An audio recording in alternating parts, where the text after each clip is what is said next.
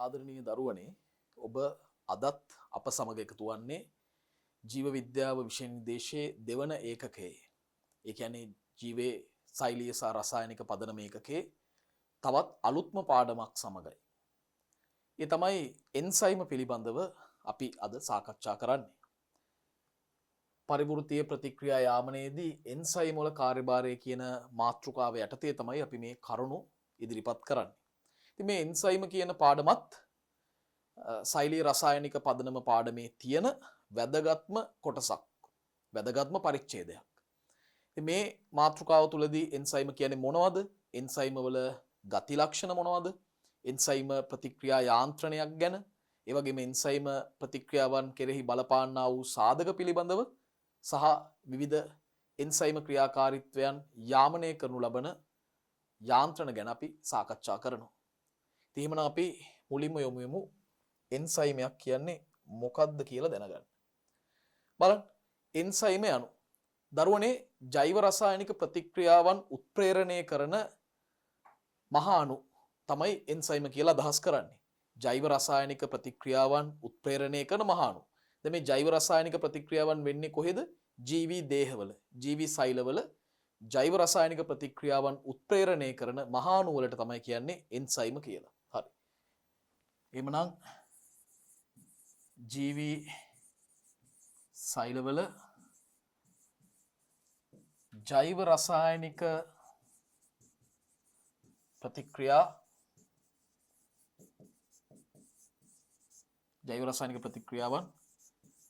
උත්ප්‍රේරණය කරන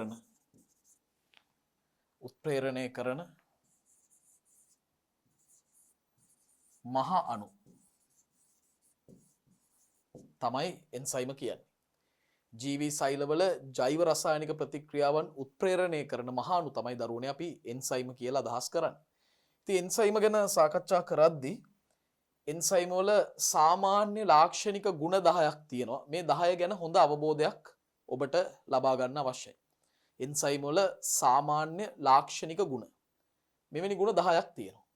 මොනවද මේ ගුණ 10? අපි එකින් එක කතා කරමින් පාඩම් කරගමු. පළවෙනි ගති ගුණය තමයි දරුවනේ බොහෝමයක් එන්සයිම ගෝලීය ප්‍රෝටීන. බොහෝමයක් එන්සයිම ගෝලීය ප්‍රෝටීන. එහෙම නැත්නම් තෘතීක ප්‍රෝටීන කියලා හඳුන්වන්න පුළුවන්. පළවෙනි කරුණ ඒක. බොහෝ එන්සයිම ගෝලීය ප්‍රෝටීන වේ. එහෙම නැත්නම් තෘතීක ප්‍රෝටීන වේ. මේක තමයි පළවෙනිම කාරණාව. බොහෝ එන්සයිම ගෝලීය ප්‍රෝටීන නැත්නම් තෘතීක ප්‍රෝටීන කියන එක. දෙවෙනි කාරණාව තමයි දරුවනේ එන්සයිම මගින් ජෛව රසායනික ප්‍රතික්‍රියා උත්ප්‍රේරණය කරනවා. ඒ කියන්නේ ජෛව රසායනික ප්‍රතික්‍රියාවල සක්‍රීයන ශක්තිය අඩු කරනවා. මේක ප්‍රතික්‍රියාවේ ශීඝ්‍රතාවය වැඩි වෙන්න දායක වෙනවා. මේ ගැන අපි ගැඹුරින් තවදුරටත් සාකච්ඡා කරනවා. දෙවෙනි කාරණාව තමයි එන්සයිම ජෛව උත්ප්‍රේරක ලෙස ක්‍රියා කරනවා. එන්සයිම ජෛව උත්ප්‍රේරක ලෙස ක්‍රියා කරනවා. එමගින් සිද්ධ වෙන්නේ ප්‍රතික්‍රියාවක් ආරම්භ කිරීමට අවශ්‍ය වන්නා වූ සක්‍රීයන ශක්තිය අඩු කරලා ප්‍රතික්‍රියා ශීඝ්‍රතාවය වැඩි කරන එක තමයි එන්සයිමයක් කරන්නේ. එහෙනම් අපි දෙවෙනි කාරණාව ලියමු. එන්සයිම ජෛව උත්ප්‍රේරක වේ.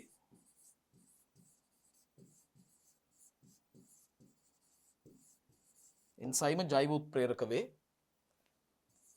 මේවා ප්‍රතික්‍රියාවක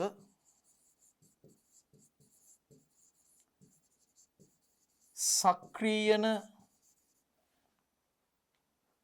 ශක්තිය අඩු කරයි.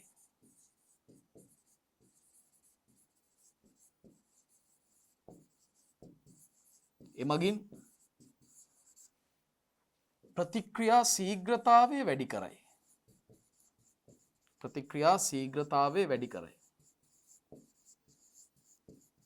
මේ කරුණ ගැන තව ටිකක් දේවල් මට කතා කරන්න කැමතියි. දරුවනේ උත්ප්‍රේරක වලින් හැම වෙලාවෙම කරන්නේ ප්‍රතික්‍රියාවක වේගය නැත්තම් ශීඝ්‍රතාවය වැඩි කරන එක. උත්ප්‍රේරක වලින් කරන්නේ. උත්ප්‍රේරණය කියන්නේ ඊට අඩු කාලයක් තුලදී ප්‍රතික්‍රියාවක් සම්පූර්ණ කිරීම. දැන් මෙතනදී වචනයක් කියවුණා බලන්න ප්‍රතික්‍රියාවක මේ සක්‍රීයන ශක්තිය කියලා පදයක් කියවුණා. සක්‍රීයන ශක්තිය. මොකද්ද මේ සක්‍රීයන ශක්තිය කියන්නේ? දරුවනේ ප්‍රතික්‍රියාවක් ආරම්භ වෙන්න ලබා දෙන්න ඕන ආරම්භක ශක්තියගයක් තියෙනවා. ඒක ප්‍රතික්‍රියාවෙන් ප්‍රතික්‍රියාවට වෙනස් වෙන්න පුළුවන්. නමුත් ඕනම ප්‍රතික්‍රියාවක් ඉබේම ආරම්භ වෙන්නේ නැහැ. ඕනම ප්‍රතික්‍රියාවක් සඳහා ආරම්භක ශක්තියක් අපි ලබා දෙන්න ඕනේ. අන්නේ ශක්තියට තමයි කියන්නේ සක්‍රීයන ශක්තිය. දැන් එන්සයිමයක් මගින් කරන්නේ ප්‍රතික්‍රියාවක් ආරම්භ කිරීමට දෙන්න ඕන සක්‍රීයන ශක්තිය අඩු කරලා ඒ ප්‍රතික්‍රියාව ආරම්භ කරනවා. අඩු සක්‍රීයන ශක්ති ප්‍රමාණයකින් ප්‍රතික්‍රියාව ආරම්භ වීමට සලස්වනවා. එතකොට වෙන්නේ ප්‍රතික්‍රියාව වෙනදට වඩා අඩු කාලයක් තුලදී සම්පූර්ණ වෙනවා. ඒකට තමයි අපි කියන්නේ ප්‍රතික්‍රියා ශීඝ්‍රතාවය වැඩි වෙනවා කියලා. ප්‍රතික්‍රියා ශීඝ්‍රතාවය වැඩි වෙනවා කියලා. හරි. තුන්වෙනි එන්සයිම වලට අදාළ සාමාන්‍ය ලාක්ෂණික ගුණය මොකක්ද? බොහෝමයක් එන්සයිම තාප අස්ථායි ඒ වගේම තාප සංවේදී. මොකද්ද මේ තාප අස්ථායි කියන්නේ? දරුවනේ තාප අස්ථායි කියන්නේ තාපය හමුවේ බිඳ වැටෙනවා කියන එක. ඒතර බොහෝමයක් එන්සයිම තාපය හමුවේ බිඳ වැටෙනවා. ඒක තාප අස්ථායි. ඒ වගේම සංවේදී කියන්න හේතුව අඩු තාප ප්‍රමාණයකින් උනත් මේ එන්සයිම වල යම් යම් වෙනස්කම් ඇති කරවන්න පුළුවන්. අඩු තාප ශක්ති ප්‍රමාණයකින් පවා එන්සයිමේ වෙනස්කම් ඇති කරවන්න පුළුවන්. අපි කියන්නේ එයා ඉක්මනට ප්‍රතිචාර දක්වනවා. කෙනෙක් ඉක්මනට ප්‍රතිචාර දක්වනවා නම් එයා සංවේදීතාවයෙන් ගොඩක් වැඩි. ඒ නිසා බොහෝ එන්සයිම තාප අස්ථායි ඒ වගේම තාප සංවේදී. තාපයට සංවේදී. තුන්වෙනි කරුණ. බොහෝ එන්සයිම තාප අස්ථායි ඒ වගේම තාප සංවේදී. තාප අස්ථායි වගේම තාප සංවේදී. ඊළඟ දේ දරුවනේ එන්සයිමයක් මගින් උත්ප්‍රේරණය කරන ප්‍රතික්‍රියාවක ඒ ප්‍රතික්‍රියාවේ අන්තඵල ඒ කියන්නේ ප්‍රතික්‍රියාව අවසානයේදී ලැබෙන ප්‍රතිඵල ඒ අන්තඵලවල ගුණවලටවත් ඒ අන්තඵලවල ස්වභාවයටවත් එන්සයිම බලපෑම් කරන්නේ නැහැ. එන්සයිම මගින් උත්ප්‍රේරණය වෙන ප්‍රතික්‍රියාවක අන්තඵලවල ගුණ හෝ ස්වභාවයට එන්සයිම බලපෑම් කරන්නේ නැහැ. ඒ කියන්නේ අවසානයේට ලැබෙන ප්‍රතිඵල වෙනස් කරන්න එන්සයිමේ දායක වෙන්නේ නැහැ. අපි බලාපොරොත්තු වෙන ප්‍රතිඵලම තමයි ලැබෙන්නේ. එකම දේ ඒ ප්‍රතිඵල වෙනදට වඩා අඩු කාලයකදී ලබා ගන්න පුළුවන්. ඒ නිසා මෙහෙම ලියමු. එන්සයිම මගින් උත්ප්‍රේරණය වන ප්‍රතික්‍රියාවක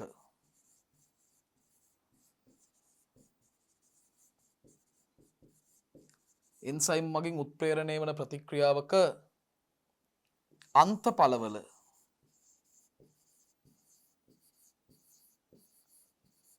ගුණ හෝ ස්වභාවය එන්සයිමය මගින්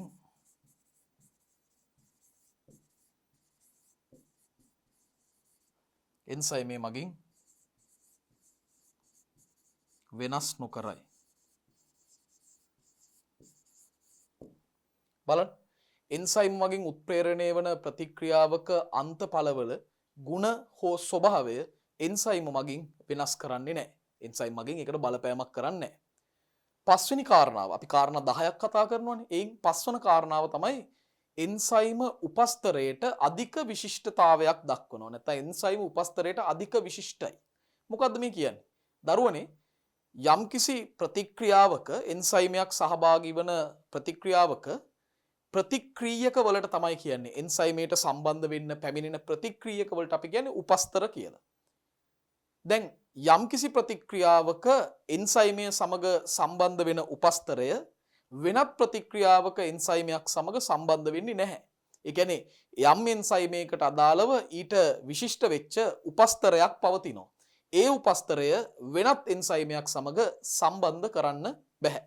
ඒකට තමයි කියන්නේ එන්සයිම උපස්තර විශිෂ්ටතාවය කියලා. ඔබට තව මේක සරලව පැහැදිලි කරනවා නම් ඔබ අහලා ඇති සුක්‍රේස් කියලා එන්සයිමයක්.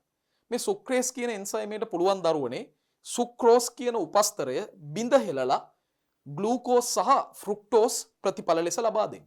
හැබැයි ඔබට සුක්‍රෝස් කියන උපස්තරය බිඳ හෙලන්න සුක්‍රේස් එන්සයිමය හැර වෙන කිසිම එන්සයිමයක් යෙදුවට වැඩක් වෙන්නේ නැහැ. උදාහරණයක් ඔබ මෝල්ටේස් කියන එන්සයිමේ යොදනවා. මෝල්ටේස් යොදලා බලන්න සුක්‍රෝස්ව බිඳ හෙලන්න. කවදාවත් මේ සුක්‍රෝස්ව බිඳ හෙලන්න බෑ.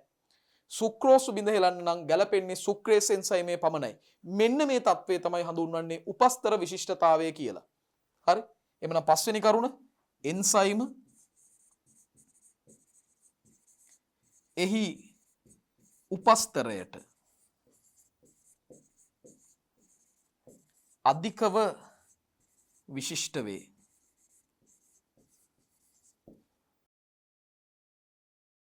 මේකට තමයි කියන්නේ උපස්තර විශිෂ්ටතාවය කියලා. හරි. දැන් කරුණු 10න් පළවෙනි කරුණු 5 මම සාකච්ඡා කරා මාත් එක්ක පාඩම් කරගමු දරුවෝ. මේව පාඩම් කරන්න පුළුවන් දේවල්. මාත් එක්ක පාඩම් කරමු. පළවෙනි කරුණ බොහෝ එන්සයිම ගෝලීය ප්‍රෝටීන. අමතර වශයෙන් මම කිව්වා තෘතීක ප්‍රෝටීන කියලා. නමුත් බොහෝ එන්සයිම ගෝලීය ප්‍රෝටීන කියලා ලිවීම හොඳටම ප්‍රමාණවත් ලකුණු ලැබෙනවා. දෙවෙනි කාරණාව තමයි එන්සයිම ජෛව උත්ප්‍රේරක වේ. ඒවා මගින් ප්‍රතික්‍රියාවක සක්‍රියන ශක්තිය අඩු කරනවා. එමගින් ප්‍රතික්‍රියා ශීඝ්‍රතාවය වැඩි වෙනවා. ප්‍රතික්‍රියා ශීඝ්‍රතාවය වැඩි වෙනවා. ඒ වගේම බොහෝ එන්සයිම තාප අස්ථායි ඒ වගේම තාප සංවේදී ද්‍රව්‍ය. බොහෝ එන්සයිම කියන්නේ තාප අස්ථායි ඒ වගේම තාප සංවේදී ද්‍රව්‍ය. හතරවෙනි කාරණාව එන්සයිම මගින් උත්ප්‍රේරණය වන ප්‍රතික්‍රියාවක අන්තඵලවල ගුණවලටවත් ඒ අන්තඵලවල ස්වභාවයටවත් එන්සයිම මගින් කිසිදු බලපෑමක් කිසිදු වෙනස්කමක් කරන්නේ නැහැ. එන්සයිම මගින් උත්ප්‍රේරණ ප්‍රතික්‍රියාවක අන්තඵලවල ගුණ හා ස්වභාවයට එන්සයිම මගින් කිසිදු බලපෑමක් ඇති කරන්නේ නැහැ. එන්සයිම එහි උපස්තරයට අධිකව විශිෂ්ටයි. මේකට කියන්නේ උපස්තර විශිෂ්ටතාවය කියලා. උපස්තර විශිෂ්ටතාවය කියලයි මේ ලක්ෂණය හඳුන්වන්නේ. අපිට තව ලක්ෂණ පහක් සාකච්ඡා කරන්න තියෙනවා. අපි ඒකට දැන් යමු. හරි. දරුවනේ බොහෝ එන්සයිම ප්‍රතික්‍රියා ප්‍රත්‍යාවර්ත ප්‍රතික්‍රියා. ප්‍රත්‍යාවර්තයි කියලා අදහස් කරන්නේ ඉදිරි ප්‍රතික්‍රියාව වගේම ආපසු ප්‍රතික්‍රියාවත් සිදුවන ප්‍රතික්‍රියා. ඒ නිසා මෙන්න 6 වෙනි කරුණ බොහෝ එන්සයිම ප්‍රතික්‍රියා බොහෝ එන්සයිම ප්‍රතික්‍රියා ප්‍රත්‍යාවර්ත වේ. බොහෝ එන්සයිම ප්‍රතික්‍රියා ප්‍රත්‍යාවර්තයි. ඒ කියන්නේ ඉදිරි ප්‍රතික්‍රියාව වගේම ආපසු ප්‍රතික්‍රියාවත් දකින්න පුළුවන්. මං 7 වෙනි ලක්ෂණයට යන්න කැමතියි දරුවනේ එන්සයිම ප්‍රතික්‍රියාවක ශීඝ්‍රතාවයේ කෙරෙහි බලපාන සාධක 3ක් ගැන මතක් කරන්න. ඒ තමයි pH අගය, උෂ්ණත්වය, ඒ වගේම උපස්තර සාන්ද්‍රණය. මෙවැනි සාධක එන්සයිම ප්‍රතික්‍රියාවක ශීඝ්‍රතාවයේ කෙරෙහි බලපානවා. තව සාධක ගොඩක් තියෙනවා. මූලික වශයෙන් මේ සාධක 3. අපි ලියමු. එන්සයිම ප්‍රතික්‍රියාවක ශීඝ්‍රතාවයට pH අගය, උෂ්ණත්වය, උපස්තර සාන්ද්‍රණය යන සාධක බලපායි. මේ වගේ සාධක බලපානවා. 8 වෙනි කාරණාව. 8 වෙනි කාරණාව තමයි දරුවනේ ප්‍රතික්‍රියාව තුලදී එන්සයිම ප්‍රතික්‍රියාවට සහභාගී නොවේ. මේ ප්‍රතික්‍රියාව සිද්ධ වෙනකොට එන්සයිම ප්‍රතික්‍රියාවට සහභාගී වෙන්නේ නැහැ. හරි? ප්‍රතික්‍රියකයක් විදිහට එන්සයිම සහභාගී වෙන්නේ නැහැ. ඒ නිසා ප්‍රතික්‍රියාව අවසානයේදීද එන්සයිමේ නොවෙනස්ව පවතිනවා. අපි ඒක ලියමු. ප්‍රතික්‍රියාව තුලදී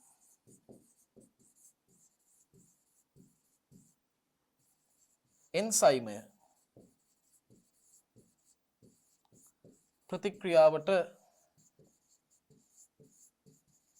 සහභාගී නොවේ.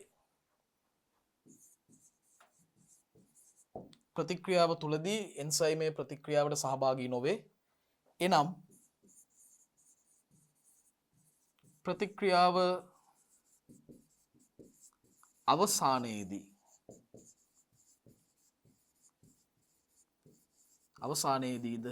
එන්සයිමය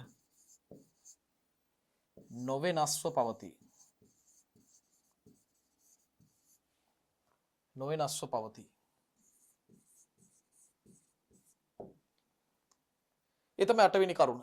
දරුවනේ 9 වෙනි කාරණාව තමයි එන්සයිම් එක ප්‍රතික්‍රියාව සිදුවන ස්ථාන වන සක්‍රීය ස්ථාන දකින්න ලැබෙනවා. එන්සයිම් එක ප්‍රතික්‍රියාව සිදුවන ස්ථාන ලෙස සක්‍රීය ස්ථාන පවතිනවා.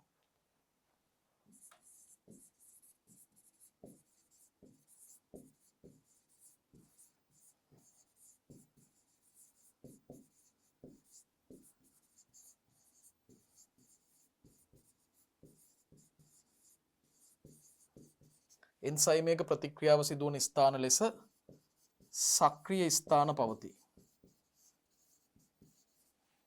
සක්‍රීය ස්ථාන පවතී. දැන් 10 වෙනි කාරණාව තමයි ප්‍රතික්‍රියාව උත්ප්‍රේරණය සඳහා. දැන් ප්‍රතික්‍රියාව දරුවනේ උත්ප්‍රේරණය සඳහා සමහර එන්සයිම් වලට සහසාධක ලෙස හඳුන්වන ප්‍රෝටීන නොවන සාධක අවශ්‍යයි. ප්‍රතික්‍රියාව උත්ප්‍රේරණය සඳහා සහසාධක ලෙස හඳුන්වන සමහර එන්සයිම් වලට සහසාධක ලෙස හඳුන්වන ප්‍රෝටීන නොවන සාධක අවශ්‍යයි. අපි ලියමු එහෙනම් ප්‍රතික්‍රියාව උත්ප්‍රේරණය සඳහා සමහර එන්සයිම් වලට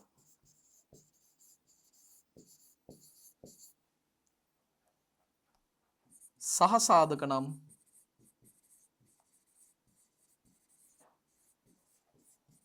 ප්‍රෝටීන නොවන සාධක අවශ්‍යයි.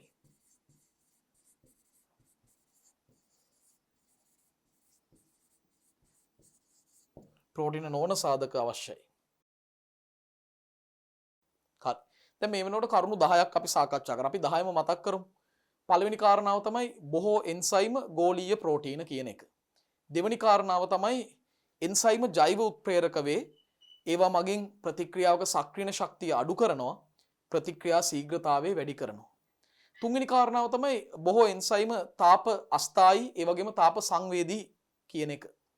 හතරවෙනි කාරණාව විදිහට අපි සැලකුවේ එන්සයිම මගින් ප්‍රතික්‍රියාවක අන්තඵලවල ගුණ හෝ ස්වභාවය වෙනස් නොකරනවා. ඒ කියන්නේ එන්සයිමේ මගින් ප්‍රතික්‍රියාවක අන්තඵල වල ගුණ වලට ස්වභාවයට බලපෑම් ඇති කරන්නේ නැහැ කියලා.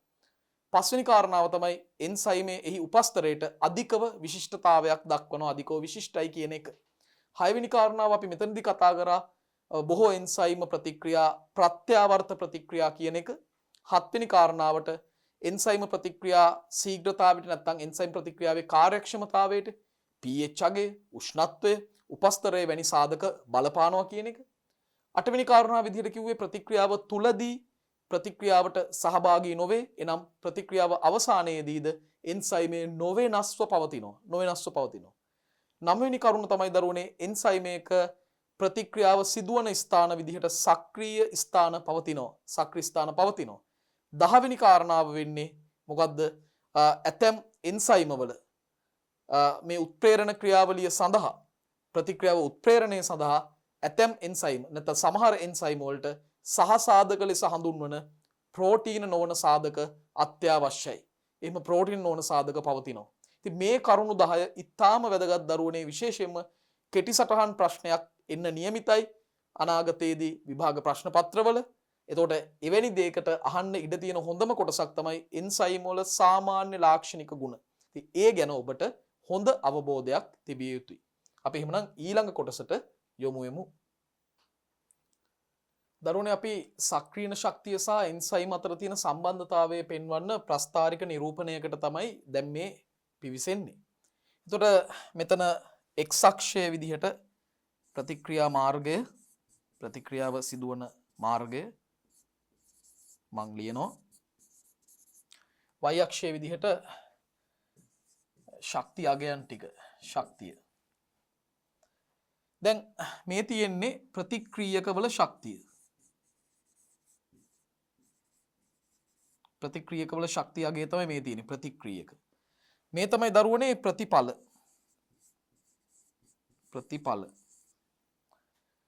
බලන්න ප්‍රතික්‍රියක විසින් ආරම්භයේදී යම් ශක්ති ප්‍රමාණයක් ලබාගෙන ඊට පස්සේ තමයි ප්‍රතික්‍රියාව සිද්ධ වෙන්නේ.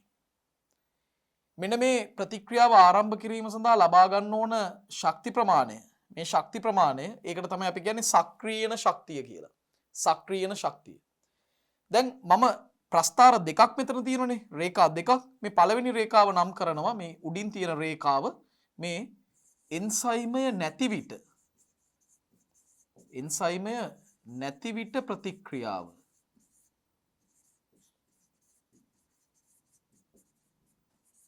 එන්සයිමේ නොමැති විට ප්‍රතික්‍රියාව තමයි මේ තියෙන්නේ. එතකොට මේ තියෙන්නේ එන්සයිමය ඇති විට ප්‍රතික්‍රියාව.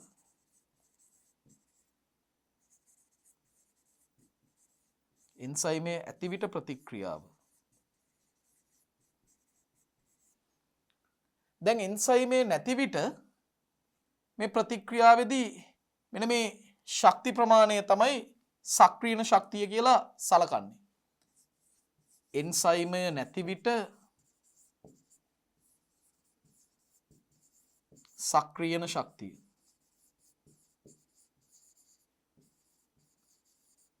එන්සයිමේ නොමැති අවස්ථාවේදී සක්‍රීය ශක්තිය තමයි මේ තියෙන්නේ. එතකොට මේ තියෙන්නේ එන්සයිමය පවතින අවස්ථාවේදී ප්‍රතික්‍රියාවේ සක්‍රීය ශක්තිය. එන්සයිමය ඇති විට සක්‍රීය ශක්තිය. එන්සයිමේ ඇති විට සක්‍රීය ශක්තිය තමයි මේ තියෙන්නේ. දැන් දරුවනේ පැහැදිලිවම අපිට පේනවා එන්සයිමේ මැදිහත් වීම නිසා සක්‍රීය ශක්තිය ලොකු ප්‍රමාණයක් අඩු වෙලා තියෙනවා. හරි සම්පූර්ණ නැති වෙන්නේ නැහැ. නමුත් විශාල සක්‍රීය ශක්ති ප්‍රමාණයක් එන්සයිමේ මගින් අඩු කරලා තියෙනවා. ඒ නිසා අඩු සක්‍රීය ශක්ති ප්‍රමාණයකින් ප්‍රතික්‍රියාව ආරම්භ කරලා ඉක්මනින් ප්‍රතිඵල දක්වා එන්න පුළුවන්. ඉතින් මේක තමයි මේ ප්‍රතික්‍රියාවක වේගය වැඩි වෙනවා කියන්නේ. උත්ප්‍රේරණය කියන්නේ මේකට. අඩු සක්‍රීය ශක්ති ප්‍රමාණයකින් ප්‍රතික්‍රියාව ආරම්භ කරලා ඉක්මනින්ම ප්‍රතිඵල කරා ළඟා වෙනවා. දැන් මේ අවස්ථාවේදී එන්සයිමයක් භාවිතා කරන්නේ විශාල සක්‍රීය ශක්ති ප්‍රමාණයක් ලබා ගත්තට පස්සේ ප්‍රතික්‍රියාව ආරම්භ වෙලා ප්‍රතිඵල දක්වා එන්නේ. හරි? එතකොට මේ මෙතනක් තියෙන ශක්තිය අගයක්. මේ තමයි සක්‍රීය ශක්තිය මත රඳා නොපවතින ශක්තිය අගය. නැත්නම් එන්සයිම මත රඳා නොපවතින ශක්ති වෙනස. එන්සයිම මත රඳා නොපවතින ශක්ති වෙනස. එන්සයිම මත රඳා නොපවතින ශක්ති වෙනස තමයි මේ තියෙන්නේ. හරි? එතකොට එන්සයිමේ නැති විට සක්‍රීය ශක්තිය, එන්සයිමේ ඇති විට සක්‍රීය ශක්තිය. මේකෙන් පැහැදිලි වෙන්නේ එන්සයිම මගින් සක්‍රීය ශක්තිය අඩු කරලා ප්‍රතික්‍රියාව වේගවත් කරනවා. නැත්නම් එන්සයිමය මගින් කරන්නේ ප්‍රතික්‍රියාව අඩු සක්‍රීය ශක්තියක් අවශ්‍ය මාර්ගයකින් සිදු කිරීමට සලස්වනවා. අපිට ඊළඟට එන්සයිම ක්‍රියාවක යාන්ත්‍රණය පිළිබඳව සාකච්ඡා කරන්න පුළුවන්. දරුවනේ එන්සයිම ක්‍රියාවකදී සිද්ධ වෙන දේ මොකක්ද? මේ බලන්න. එන්සයිමයයි උපස්තරයයි එකිනෙකට සම්බන්ධ වෙනවා. දැන් උපස්තරයක් කියන්නේ කවුද? උපස්තරය කියලා අදහස් කරන්නේ දරුවනේ එන්සයිමේ සමග ප්‍රතික්‍රියා කරන ප්‍රතික්‍රියක තමයි උපස්තර කියලා අදහස් කරන්නේ. එන්සයිමේ ක්‍රියා කරන ප්‍රතික්‍රියකය තමයි උපස්තරය කියලා අදහස් කරන්නේ. එතකොට එන්සයිමයක් උපස්තරයකට සම්බන්ධ වෙලා తాවකාලිකව අස්ථායි සංකීර්ණයක් හදනවා. මේ සංකීර්ණේ తాවකාලිකයි. දිගටම මේක පවතින්නේ නැහැ. මේක අස්ථායි. මේක බිඳ වැටෙනවා. මේ සංකීර්ණයට තමයි කියන්නේ එන්සයිම උපස්තර සංකීර්ණය. එතකොට එන්සයිමයයි උපස්තරයයි සම්බන්ධ වෙලා එන්සයිම උපස්තර සංකීර්ණයක් නිර්මාණය කරනවා. නිර්මාණය කළා මොකද වෙන්නේ? ඒ එන්සයිම උපස්තර සංකීර්ණය තුලදී ප්‍රතික්‍රියාව සිද්ධ වෙලා අන්තඵල නිර්මාණය වෙනවා. එන්සයිමයක් තියෙනවා අන්තඵලක් තියෙනවා. ඊට පස්සේ මොකද වෙන්නේ? ඒ අන්තඵල එන්සයිමෙන් නිදහස් වෙලා ඉවත් වෙනවා. එතකොට එන්සයිම උපස්තර සංකීර්ණය අවසානයේදී එන්සයිම සහ ඵල බවට පත් වෙලා මේ අන්තඵල මෙතනින් ඉවත් වෙලා යනවා. නැවතත් එන්සයිමය සාමාන්‍ය තත්වයටම පත් වෙනවා. එතකොට එන්සයිම ක්‍රියා කරන ප්‍රතික්‍රියක අපි උපස්තර කියලා හඳුන්වනවා. එන්සයිමත් එක්ක ගැටෙන්න එන ප්‍රතික්‍රියක තමයි දරුවනේ උපස්තර කියන්නේ. එන්සයිමයක් උපස්තරයට බැඳිලා එන්සයිම උපස්තර සංකීර්ණයක් හදනවා. දැන් මෙතනදී තව දෙයක් කියන්න ඕනේ. එන්සයිමයයි උපස්තරයයි සංසන්ධනය කරපුවාම එන්සයිමේ සාපේක්ෂව විශාලයි. උපස්තර අණු ප්‍රමාණයෙන් ගොඩක් කුඩයි. එතකොට එන්සයිමය වෙත උපස්තර අණු ඇවිල්ලා සම්බන්ධ වෙනවා. ඔබට මතක නම් එන්සයිම් වල ගති ලක්ෂණ වලදී අපි කිව්වා එන්සයිමයක ප්‍රතික්‍රියාව සිදුවන ස්ථානවලට සක්‍රීය ස්ථාන කියලා. එතකොට සාමාන්‍යයෙන් උපස්තර අණු ඇවිල්ලා සම්බන්ධ වෙන්නේ එන්සයිමේ සක්‍රීය ස්ථානවලට. හරි. එතකොට එන්සයිමයක් උපස්තරයට බැඳිලා හදනවා වැදගත් සංකීර්ණයක් එන්සයිම උපස්තර සංකීර්ණය. හැබැයි මේ සංකීර්ණය ගැන මට කියන්න විශේෂ කාරණාවක් තියෙනවා. මේක తాවකාලික සංකීර්ණයක්. తాවකාලිකයි. ඒ වගේම මේ සංකීර්ණය අස්ථායි. ශක්තිමත් නැහැ. අස්ථායි. తాවකාලික අස්ථායි සංකීර්ණයක් තමයි මේ එන්සයිම උපස්තර සංකීර්ණය. එම සංකීර්ණයේදී එන්සයිමේ මගින් සිදු කරන උත්ප්‍රේරක ක්‍රියාවලිය හරහා ඵල ඇති වෙනවා, ඵල බිහි වෙනවා. එනම් උපස්තර අණු අවසානයේදී ඵල බවට පත් වෙනවා. එන්සයිමේ හැඩය එහි විශිෂ්ටතාවයට හේතු වෙනවා. එන්සයිමේ හැඩය එයාගේ විශිෂ්ටතාවයට හේතු වෙනවා. දැන් උදාහරණයකට මම රූප සටහනක් ඇඳලා පෙන්නන්නම්. දැන් මේ තියෙන්නේ එන්සයිමය. මේ තමයි එන්සයිමය. මේ තමයි සක්‍රීය ස්ථාන. මේ තමයි දරුවනේ සක්‍රීය ස්ථාන. මේ සක්‍රීය ස්ථාන වැදගත් වෙන්නේ එන්සයිමේට සම්බන්ධ වෙන උපස්තර අණු සම්බන්ධ වෙන තැන් විදිහට, ස්ථාන විදිහට. මෙන්න සක්‍රීය ස්ථාන. දැන් මෙන්න උපස්තර අණු. මේවට පුළුවන් සක්‍රීය ස්ථාන වලට ඇවිල්ලා සම්බන්ධ වෙන්න. එහෙම සම්බන්ධ වුණාම ඒ කොටස අපි හඳුන්වන්නේ එන්සයිම උපස්තර සංකීර්ණයක් කියලා. එන්සයිම උපස්තර සංකීර්ණය. අනතුරුව එන්සයිම ඵල නිර්මාණය වෙලා එන්සයිම ඵල සංකීර්ණයක් ඇති වෙලා ඒ අන්තඵල එන්සයිමෙන් ඉවත් වෙලා යනවා.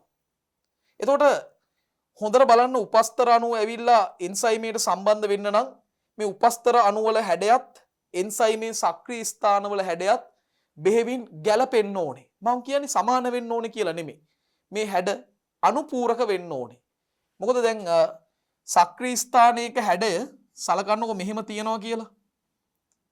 එතකොට උපස්තරයේ හැඩය මේ වගේ කෝණික හැඩයක්ම වෙන්න ඕනේ නැහැ. හැබැයි කෝණික හැඩයත් එක්කම තව හැඩේ වෙනස් වෙන්න පුළුවන්.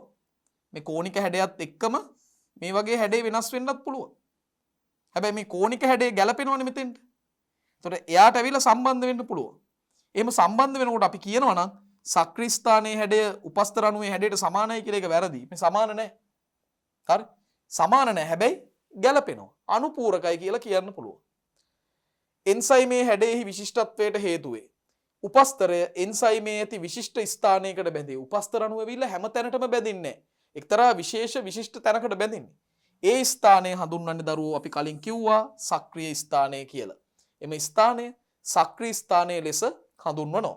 සක්‍රීය ස්ථානය කියලා හඳුන්වනවා. මේ ස්ථානයේ සෑදීමට ඇමයිනෝ අම්ල කීපයක් දායක වෙනවා. මේ සක්‍රීය ස්ථානයේ හදන්න ඇමයිනෝ අම්ල දහස් ගණනක් ඕනේ නැහැ. ඇමයිනෝ අම්ල කීපයක් පමණයි සහභාගී වෙන්නේ. මේ සක්‍රීය ස්ථානය නිර්මාණය කරන්න ඇමයිනෝ අම්ල කීපයක් සහභාගී වෙනවා. එතකොට එන්සයිමේ තියෙන අනිත් ඇමයිනෝ අම්ල මොකද කරන්නේ? අනිත් ඇමයිනෝ අම්ල එන්සයිමේ හැඩය පවත්වා ගැනීමට වැදගත් කාර්යභාරයක් ඉෂ්ට කරනවා. එන්සයිමේ හැඩය පවත්වා ගන්න තමයි අනිත් ඇමයිනෝ අම්ල දායක වෙන්නේ. බලන්න ඊළඟ කරුණ. එන්සයිමේ අනිකුත් ඇමයිනෝ අම්ල විසින් එන්සයිමේ හැඩය පවත්වා ගන්නවා. එන්සයිමේ හැඩය පවත්වා ගන්න එක තමයි අනික් ඇමයිනෝ අම්ල වලින් කරන්නේ. කලින් මම රූපසරහනේ ඇඳ පරිදිම සක්‍රීය ස්ථානයේ හැඩය එන්සයිමයේ විශිෂ්ට උපස්තරයේ හැඩයට මතක තියාගන්න සමානයි නෙමේ අනුපූරකයි. අනුපූරක වෙන්නයි ඕනේ. හරි? දැන් තවත් උදාහරණයකට ඇඳොත් දැන් මෙන්න සක්‍රීය ස්ථානයේ හැඩය. මේකට සමාන නෙමෙයි වෙන්න ඕනේ. මේකට අනුපූරක වෙන්න ඕනේ. දැන් මෙයාව ගැලපෙනව නේද කියලා බලන්න.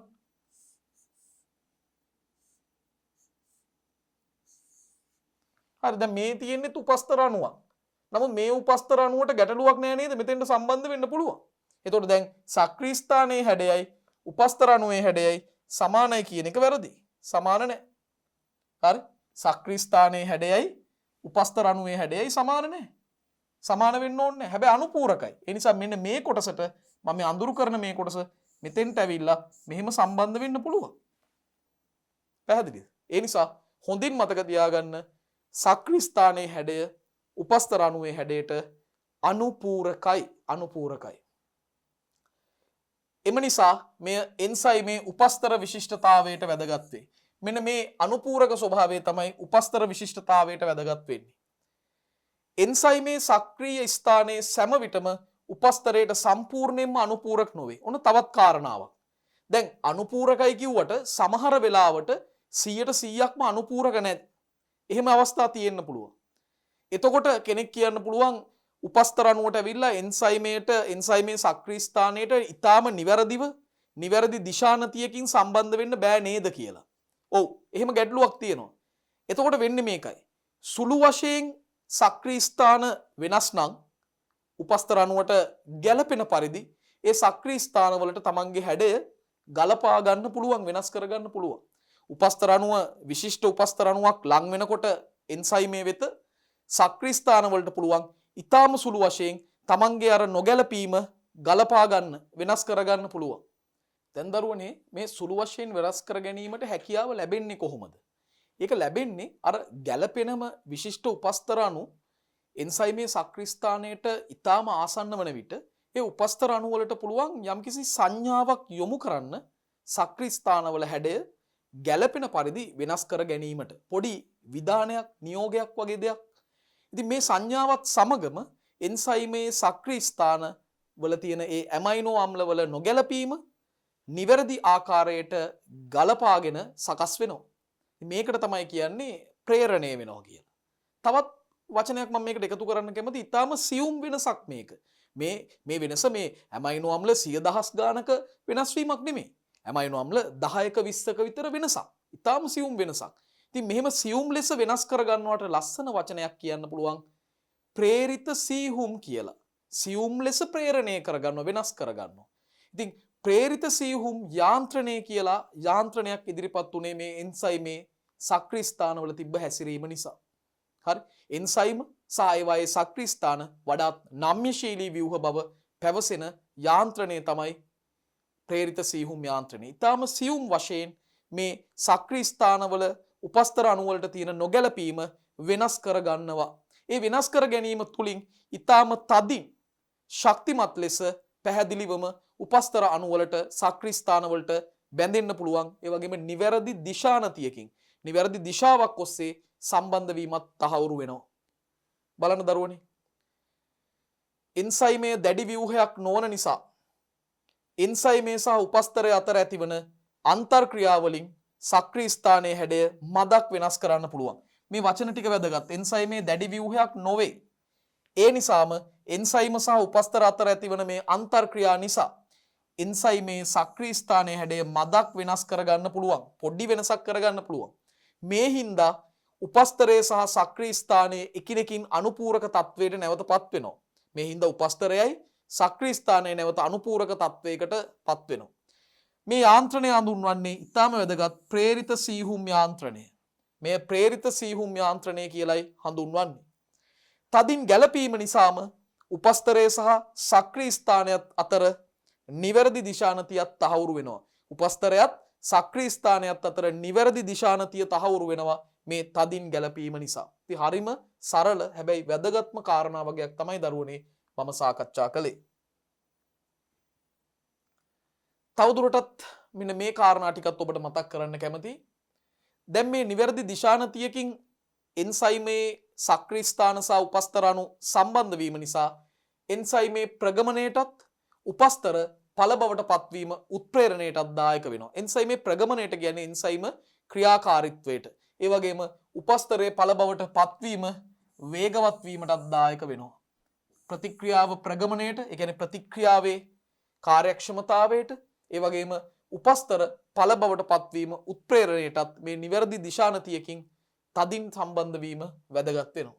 ඉතින් දැන් ප්‍රතික්‍රියාව සම්පූර්ණ වුණාට පස්සේ තවදුරටත් එන්සයිමේ සමග අන්තඵල රැඳී සිටීමේ අවශ්‍යතාවයක් නැහැ. එන්සයිමෙන් මේ අන්තඵල ඉවත් වෙලා යනවා. එතකොට එන්සයිමේ නැවත තමන්ගේ සක්‍රීය ලක්ෂ්‍ය නිදහස් කරගන්නවා තවත් උපස්තර අණුවකට එතනට ඇවිල්ලා සම්බන්ධ වීම සඳහා. බලන්න. ඉන්පසුව එන්සයිමේ සක්‍රීය ස්ථානයෙන් ඵල ඉවත් වෙලා යනවා. දැන් තවත් උපස්තරයක් ලබා ගැනීම සඳහා සක්‍රීය ස්ථාන නිදහසේ පවතිනවා. තවත් උපස්තරයක් ලබා ගන්න සක්‍රීය ස්ථාන නිදහස් වෙනවා. දැන් මෙතනින් අපිට පේන දේ තමයි එන්සයිමේට කිසිදු වෙනස් වීමක් වෙන්නේ නැහැ. එන්සයිමෙන් අංශු මාත්‍රිකවත් කොටසක් අඩු වෙන්නේ නැහැ. එන්සයිමේට කොටසක් වැඩි වෙන්නෙත් නැහැ. ආපු කට්ටිය තමන්ගේ කාර්යය අවසන් කරලා එතනින් ඉවත් වෙලා යනවා. හරි මේ බලන්න. මම රූප සටහනක් තෝරගත්තා. දැන් මේ ඉන්නේ උපස්තර අණු දෙකක්. මේ උපස්තර අණු දෙකක්. එකිනෙකට වෙනස් උපස්තර අණු. මෙන්න උපස්තර අණු. මේ උපස්තර අණු මෙන්න එන්සයිමේ මේ ඉන්නවා. එන්සයිමේට සම්බන්ධ වෙන්න එන්නේ. මේ එන්සයිමේ සක්‍රීය ස්ථාන තමයි මේ අපිට දකින්න ලැබෙන්නේ. සක්‍රීය ස්ථාන. සක්‍රීය ස්ථාන. දැන් බලන්න ඒ සක්‍රීය ස්ථාන වලට තදින් සම්බන්ධ වීමත් සමගම දැන් මේ නිර්මාණය වෙලා තියෙන්නේ එන්සයිම උපස්තර සංකීර්ණය. එන්සයිම උපස්තර සංකීර්ණය. අවසානයේදී ප්‍රතික්‍රියාව සිද්ධ වෙලා මෙන්න ප්‍රතිඵලය නැත්නම් අන්තඵලය. ඒ අන්තඵලය එන්සයිමෙන් නිදහස් වෙනවා. නැවත සක්‍රීය ලක්ෂ හිස් වෙනවා. තවත් උපස්තර අණු සම්බන්ධ කර ගැනීම සඳහා. එතකොට බලන්න ආරම්භයේදී තිබ්බ එන්සයිමේම කිසිදු වෙනසකින් තොරව නැවත අපිට දකින්න පුළුවන්. මේක තමයි එන්සයිම ක්‍රියාවක යාන්ත්‍රණය කියලා අපි අදහස් කරන්නේ. දැන් දරුවනේ අපි සහසාධක කියන ඊටාම වැදගත් කොටසට තමයි යොමු වෙන්නේ. සහසාධක ගැන අපි කතා කරා. කොතනදීද? එන්සයිම් වල සාමාන්‍ය ලාක්ෂණික ගුණ 10ක් ගැන කතා කරද්දී 10 වෙනි ගුණයට කතා කරෙත් සහසාධක පිළිබඳවයි. හරි. සහසාධක කියන්නේ ප්‍රෝටීන නොවන කාණ්ඩ. මේ ප්‍රෝටීන නොවන කාණ්ඩ සමහර එන්සයිම් වල උත්ප්‍රේරක ක්‍රියාව සඳහා අත්‍යවශ්‍ය වෙනවා. සමහර එන්සයිම් වල උත්ප්‍රේරක ක්‍රියාවට අත්‍යවශ්‍ය වෙන ප්‍රෝටීන නොවන සාධක වලට තමයි කියන්නේ සංඝටක වලට තමයි සහසාධක කියන්නේ. සමහර එන්සයිම වල උත්ප්‍රේරක ක්‍රියාවට අත්‍යවශ්‍ය වන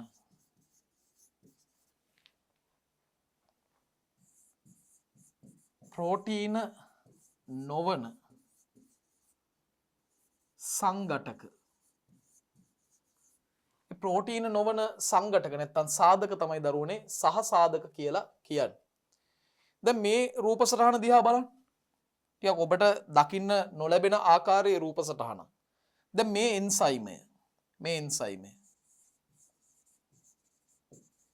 මේ තමයි එන්සයිම. දැන් මේ කවුද? කෙනෙක් හිතන්න පුළුවන් මේ උපස්තර අණුවක් වෙන්න ඇති. මොකද සක්‍රීය ස්ථානයක් වගේනේ මේක පේන්නේ. නමුත් ඇත්ත කතාව මේ තමයි සහසාධකය. සහසාධකය තමයි මේ තියෙන්නේ. මේ සහසාධකයේ එන්සයිමයට සම්බන්ධ වෙනවා. දැන් සහසාධක එන්සයිමයට සම්බන්ධ වෙන්න පුළුවන් ආකාර දෙකක් තියෙනවා දරුවනේ. සමහර සහසාධක తాවකාලිකව එන්සයිමයට සම්බන්ධ වෙනවා. తాවකාලිකව සම්බන්ධ වෙනවා කියන්නෙම ඒ සහසාධකය එන්සයිමෙන් ඉවත් වෙන්න බලාගෙන තමයි සම්බන්ධ වෙන්නේ. తాවකාලිකව ඇතිවන බැඳීම් ශක්තිමත් නැහැනේ. ඒවා ලිහිල් බැඳීම්. ඒ වගේ සහසාධකය తాවකාලිකව නම් එන්සයිමයට සම්බන්ධ වෙන්නේ. එහෙනම් එන්සයිමේ සමග එය බැඳෙන්නේ ලිහිල්ව. ලේසියෙන් ගැලවිලා යන්න පුළුවන් විදිහට. හැබැයි තවත් සහසාධක තියෙනවා. ඒවා එන්සයිමයට සම්බන්ධ වෙන්නේ හැමදාම ඉන්න බලාගෙන ස්ථීරව. ස්ථීරව බැඳෙනවා නම් තදින් සම්බන්ධ වෙනවා. ඒ අනුව සහසාධක සම්බන්ධ වෙන ආකාරයක් දෙකක් තියෙනවා. తాවකාලිකව ලිහිල්ව බැඳෙන අවස්ථා වගේම ස්ථීරව තදින් බැඳෙන අවස්ථා තියෙනවා. දැන් මේ වෙලා තියෙන්නේ සහසාධක එන්සයිමයට සම්බන්ධ වෙලා. දැන් මේ තමයි උපස්තරය. මෙන්න උපස්තරය. දැන් කලින් තත්ත්වයේ හිතන දරු එන්සයිමයට සහසාධකයේ බැඳී තිබුණ නැත්තම් හොඳට බලන්න මේ උපස්තරයේ හැඩය ගැළපෙනවද එන්සයිමයට සම්බන්ධ වෙන්න? කොහෙත්ම නැහැ. අනුපූරක වශයෙන්වත් ගැළපෙන්නේ නැහැ. මේ හැඩ දෙක බලන්න මේ ස්ථානත් එක්ක අනුපූරක වශයෙන්වත් ගැළපෙන්නේ නැහැ. ඒ නිසා දැන් සහසාධකයේ බැඳුනට පස්සේ මේ බලන්න ගැලපෙන්න පුළුවන් නේ. මේ ස්ථානය සහසාධකයේ සමග සම්බන්ධ වෙලා මේ සක්‍රීය ස්ථානයට ගැලපෙන්න පුළුවන්. අනුපූරක හැඩයක් තියෙනවා. ඔන්න ඕකයි සහසාධක වලින් කරන්නේ. හරි. සහසාධක ගැන තවත් කරුණු කීපයක් සාකච්ඡා කරමු. එතකොට සහසාධක එන්සයිම සමග ආකාර දෙකකට බැඳෙනවා. එකක් තමයි සමහර සහසාධක තදින් බැඳෙනවා. එතකොට ඒවා ස්ථීර ලෙස පවතිනවා. ස්ථීර ලෙස පවතිනවා. තදින් බැඳෙන නිසා. සමහර සහසාධක తాවකාලිකව ලිහිල්ව බැඳෙනවා.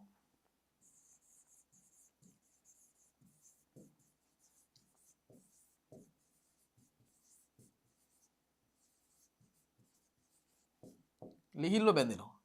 ඒවා යම් යම් තත්වයට තේදී ප්‍රත්‍යාවර්තයි. ප්‍රත්‍යාවර්තය කියන්නේ නැවත ගැලවිලා යන්න පුළුවන්. යථා තත්වයට නැවතපත් වෙන්න පුළුවන්.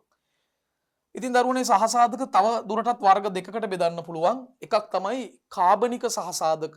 ඒවට කියනවා සහ එන්සයිම කියලා. අනිත් වර්ගය අකාබනික සහසාධක. මේ බලන්න.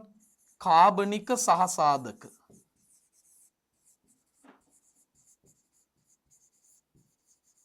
අනිත් වර්ගයට කියන්නේ අකාබනික සහසාධක.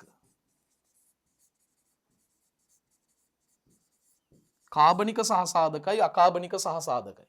මේ කාබනික සහසාධක වලටම විශේෂ නමක් කියනවා සහ එන්සයිම කියලා. ඒ සහ එන්සයිම වලට විශේෂයෙන්ම NAD, FAD, ඒ වගේම බයෝටින් වැනි විටමින් වල ව්‍යුත්පන්න ගන්න පුළුවන්. විටමින් වල ව්‍යුත්පන්න විටමින් වලින් හැදිච්ච සංයෝග. NAD නිකොටිනමයිඩ් ඇඩෙනින් ඩයිනියුක්ලියෝටයිඩ්, FAD ෆ්ලෙවින් ඇඩෙනින් ඩයිනියුක්ලියෝටයිඩ්, බයෝටින් වැනි විටමින් ව්‍යුත්පන්න ගන්න පුළුවන්. අකාබනික සහසාධක වලට විශේෂයෙන්ම පවතින දරුවනේ ලෝහ අයන, විශේෂයෙන්ම සිංක් ධන 2, යකඩ ධන 2 නැත්නම් ෆෙරස් අයනය සහ කොපර් ධන 2 කියුප්‍රික් අයනය සලකන්න පුළුවන් අකාබනික සහසාධක වලට. එහෙමනම් දරුවනේ සහසාධක පිළිබඳ මූලික හැදෑරීම අවසන් වෙනවා. අපි ඊළඟ කොටසට දැන් යොමු වෙමු. එන්සයිම ප්‍රතික්‍රියාවලට බලපාන සාධක. දරුවනේ එන්සයිම ප්‍රතික්‍රියාවලට බලපාන සාධක රාශියක් තියෙනවා. ප්‍රධාන සාධක 5ක් ඔබට ඉදිරිපත් කරන්නට කැමතියි. එකක් තමයි උෂ්ණත්වය බලපානවා. උෂ්ණත්වය. ඒ වගේම දරුවනේ pH අගය. ඒ එන්සයිමේ පවතින මාධ්‍යයේ pH අගය. උපස්තර සාන්ද්‍රණය.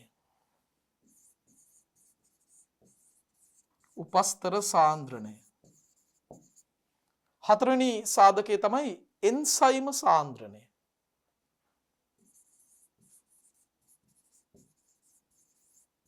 එන්සයිම සාන්ද්‍රණය. පස්වෙනි සාධකය නිෂේධක. පස්වෙනි සාධකය නිෂේධක. අපට පුළුවන් මේ සාධක පිළිබඳව වෙන වෙනමම කරුණු සාකච්ඡා කරන්නට පුළුවන්. දැන් දරුවනේ මේ එක එක සාධකය ගැන අපි සාකච්ඡා කරන්නයි සූදානම් වෙන්නේ. පළමු සාධකයට මම ලිව්වෙත් උෂ්ණත්වයනේ. මම උෂ්ණත්වය ගැනයි මුලින්ම කතා කරන්නේ. උෂ්ණත්වය වැඩි වෙනකොට ප්‍රතික්‍රියා මාධ්‍යයේ ඉන්න අණුවල චලිත හැකියාව නැත්නම් චලිත වේගය මොනවා වෙනවද? වැඩි වෙනවා. ඒතර උෂ්ණත්වය වැඩි වීමේදී අණුවල චලිතය පැහැදිලිවම වැඩි වෙනවා. චලිතය වැඩි වෙනවා. ඒ නිසා එන්සයිම අණුවල සහ උපස්තර අණුවල චලිත වේග මොනවා වෙනවද? චලිත වේගත් වැඩි වෙනවා. චලිත වේගයන් වැඩි වෙනවා. ඒ නිසාම දරුවනේ එන්සයිමේ සක්‍රීය ස්ථාන සමග උපස්තර අණු සංඝට්ටණය වෙන්නේ. ඒ කියන්නේ ගැටෙන්න හැප්පෙන්න තියෙන සම්භාවිතාවයත් වැඩි වෙනවා. බලන්න. එන්සයිමේ සක්‍රීය ස්ථාන සහ උපස්තර අණුවල සංඝට්ටණය වීමේ සම්භාවිතාවය වැඩි වෙනවා. මේ හැකියාව වැඩි වෙනවා. එතකොට වෙන්නේ මොකද්ද? එන්සයිමේ සක්‍රීය ස්ථාන සහ උපස්තර අණු නිශ්චිත දිශානතියකින් ගැටෙන්න සම්බන්ධ වෙන්න තියෙන අවස්ථාවත් වැඩි වෙනවා. එන්සයිමේ සහ උපස්තරය අතර ඇතිවන වැඩි සංඝට්ටන ප්‍රමාණය නිසාම ප්‍රතික්‍රියාව සිදුවීමේ අවස්ථාව වැඩි වෙනවා. ඒ කියන්නේ එන්සයිම උපස්තර සංකීර්ණයේ සෑදීමේ අවස්ථාව වැඩි වෙනවා. එන්සයිම ක්‍රියාව කිසියම් අවස්ථාවක් දක්වා වැඩි වෙලා පස්සේ ඊටාම ශීඝ්‍රයෙන් අඩු වෙනවා. බලන්නකෝ උෂ්ණත්වය ක්‍රමයෙන් වැඩි කරගෙන යනකොට එන්සයිම ප්‍රතික්‍රියාවේ ශීඝ්‍රතාවයත් ක්‍රමයෙන් වැඩි වෙලා ඒක උපරිමත් වෙලා ඊට පස්සේ තවදුරටත් උෂ්ණත්වය වැඩි කරනකොට මෙන්න ශීඝ්‍රයෙන් ප්‍රතික්‍රියාවේ වේගය අඩු වෙලා යනවා. ප්‍රතික්‍රියා වේගය ශීඝ්‍රයෙන් අඩු වෙනවා. ඇයි මෙහෙම වෙන්නේ? අපි බලමු මොකද්ද හේතුව කියලා. එන්සයිම ක්‍රියාව යම් කිසි අවස්ථාවක් දක්වා වැඩි වෙනවා. උෂ්ණත්වය වැඩි කරගෙන යනකොට එන්සයිම ක්‍රියාව යම් කිසි අවස්ථාවක් දක්වා වැඩි වෙනවා. වැඩි වෙලා ඉන්පසුව තවදුරටත් උෂ්ණත්වය වැඩි කරනකොට ප්‍රතික්‍රියා ශීඝ්‍රතාවයේ ශීඝ්‍රයෙන් අඩු වෙනවා. වේගෙන් අඩු වෙනවා. ඉතා ශීඝ්‍රයෙන් අඩු වෙනවා. දැන් එන්සයිම ක්‍රියාව උපරිම වෙන අවස්ථාවේදී ඒ මොහොතේ පවත්වන උෂ්ණත්වය අනේ උෂ්ණත්වයට අපි ලස්සන නමක් කියනවා ප්‍රශස්ත උෂ්ණත්වය කියලා. බලන්න. එන්සයිම ක්‍රියාව උපරිම වන උෂ්ණත්වය අපි හඳුන්වන්නේ ප්‍රශස්ත උෂ්ණත්වය කියලා. ප්‍රශස්ත උෂ්ණත්වය. ප්‍රශස්ත උෂ්ණත්වය කියලායි මේක හඳුන්වන්නේ මේ උෂ්ණත්ව අගය. ඊළඟට දැන් මම සූදානම් ඔබට මේ ප්‍රශස්ත උෂ්ණත්වය පෙන්වන්න. මේ බලන්න. උෂ්ණත්වයේ ක්‍රමක්‍රමයෙන් වැඩි වෙලා යනකොට මේ x අක්ෂයෙන් දක්වන්නේ උෂ්ණත්වයේ සෙල්සියස් අංශක වලින්. y අක්ෂයෙන් ප්‍රතික්‍රියා ශීඝ්‍රතාවය. එතකොට බලන්න දරුවනේ උෂ්ණත්වයේ ක්‍රමක්‍රමයෙන් වැඩි කරගෙන යනකොට ප්‍රතික්‍රියා ශීඝ්‍රතාවය වැඩි වෙලා තියෙන විදිහ මේ වැඩි වෙලා එක මොහොතකදී ප්‍රතික්‍රියා ශීඝ්‍රතාවය ඉහළම අගයක් ගන්න අවස්ථාවක් එළඹෙනවා. මෙන්න මේ ස්ථානයේ. මෙතනදී තමයි දරුවනේ ප්‍රතික්‍රියා ශීඝ්‍රතාවය උපරිම වෙන්නේ. මැක්සිමම් උපරිම අගයක් ගන්න උතනදී. මේ වෙලාවේදී ප්‍රතික්‍රියා ශීඝ්‍රතාවයේ දරුවනේ උපරිමයි.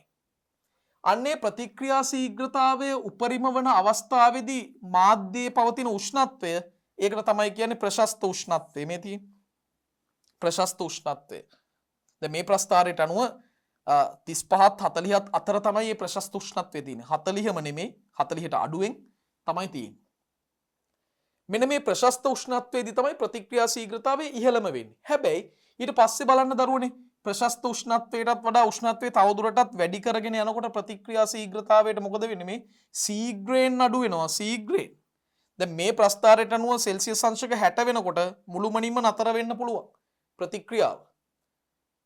එතකොට උෂ්ණත්වයේ ඉහළ යාම හේතුවෙන් ප්‍රතික්‍රියාවේ වේගය නැත්තම් ශීඝ්‍රතාවය ඉහළ යනවා. ඊට පස්සේ මොකද වෙන්නේ? වැදගත් සිදුවීමක්. එන්සයිමේ උත්ප්‍රේරක ක්‍රියාවේ නැතිවීමක් හෙවත් දුස්සභාවීකරණයක් ඇති වෙනවා. මේ මොකද්ද දරුවනේ වෙන්නේ? උෂ්ණත්වය තවදුරටත් වැඩි කරගෙන යනකොට අපි කිව්වා ආරම්භයේදීම මේ එන්සයිම කියන්නේ තාප අස්ථායී තාප සංවේදී කියලා. එක්තරා මට්ටමක් වෙනකන් උෂ්ණත්වය වැඩි කරාට ගැටලුවක් නැහැ.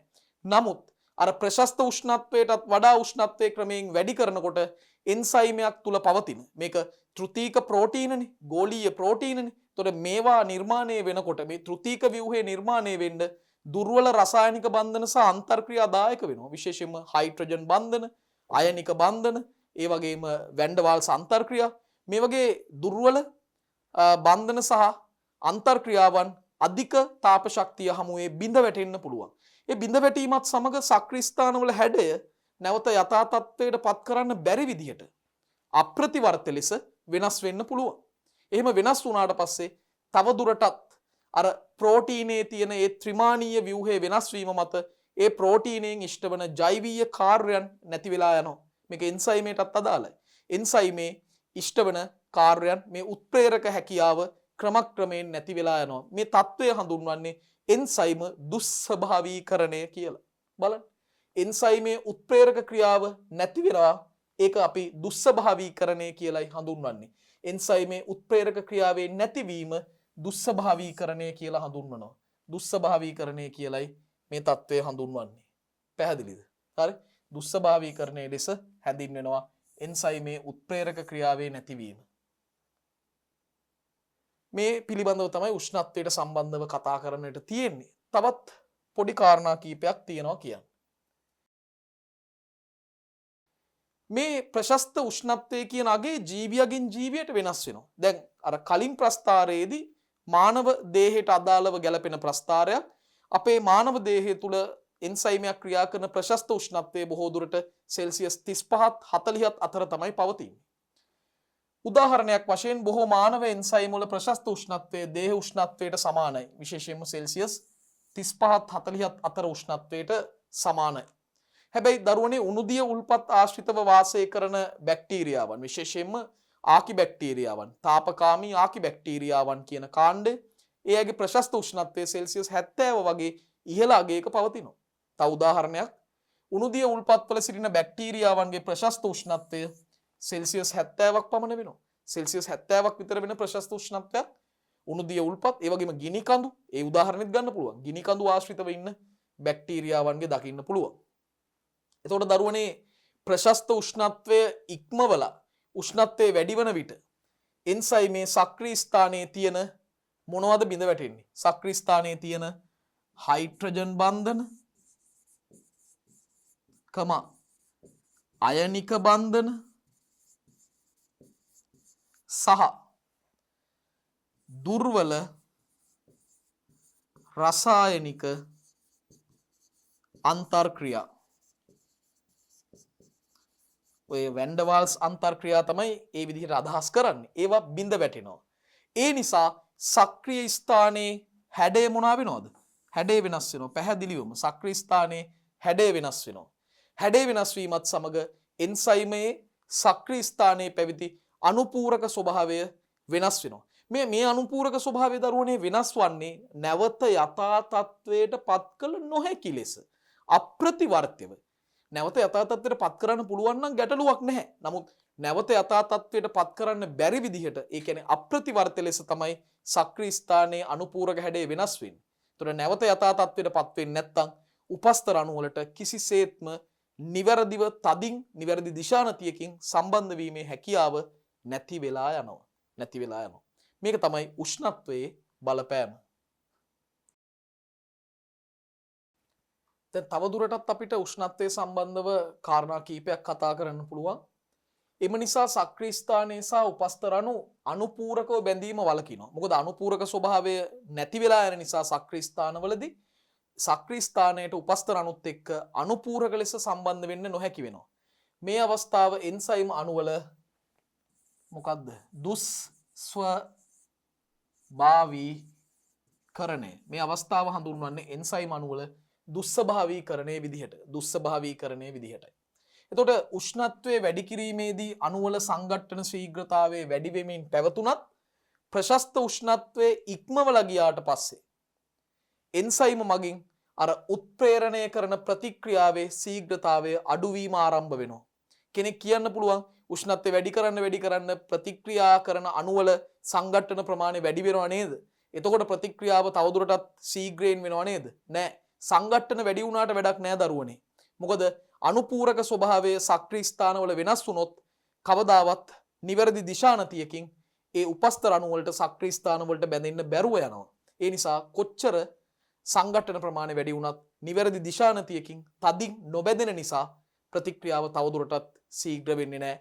ප්‍රතික්‍රියාව ක්‍රමක්‍රමයෙන් එහි ශීඝ්‍රතාවය අඩු වෙමින් යනවා. ඒ නිසා යම්කිසි එහෙම නැත්නම් නිශ්චිත උෂ්ණත්වයකදී දරුවනේ ප්‍රතික්‍රියාව සම්පූර්ණයෙන්ම නතර වෙනවා.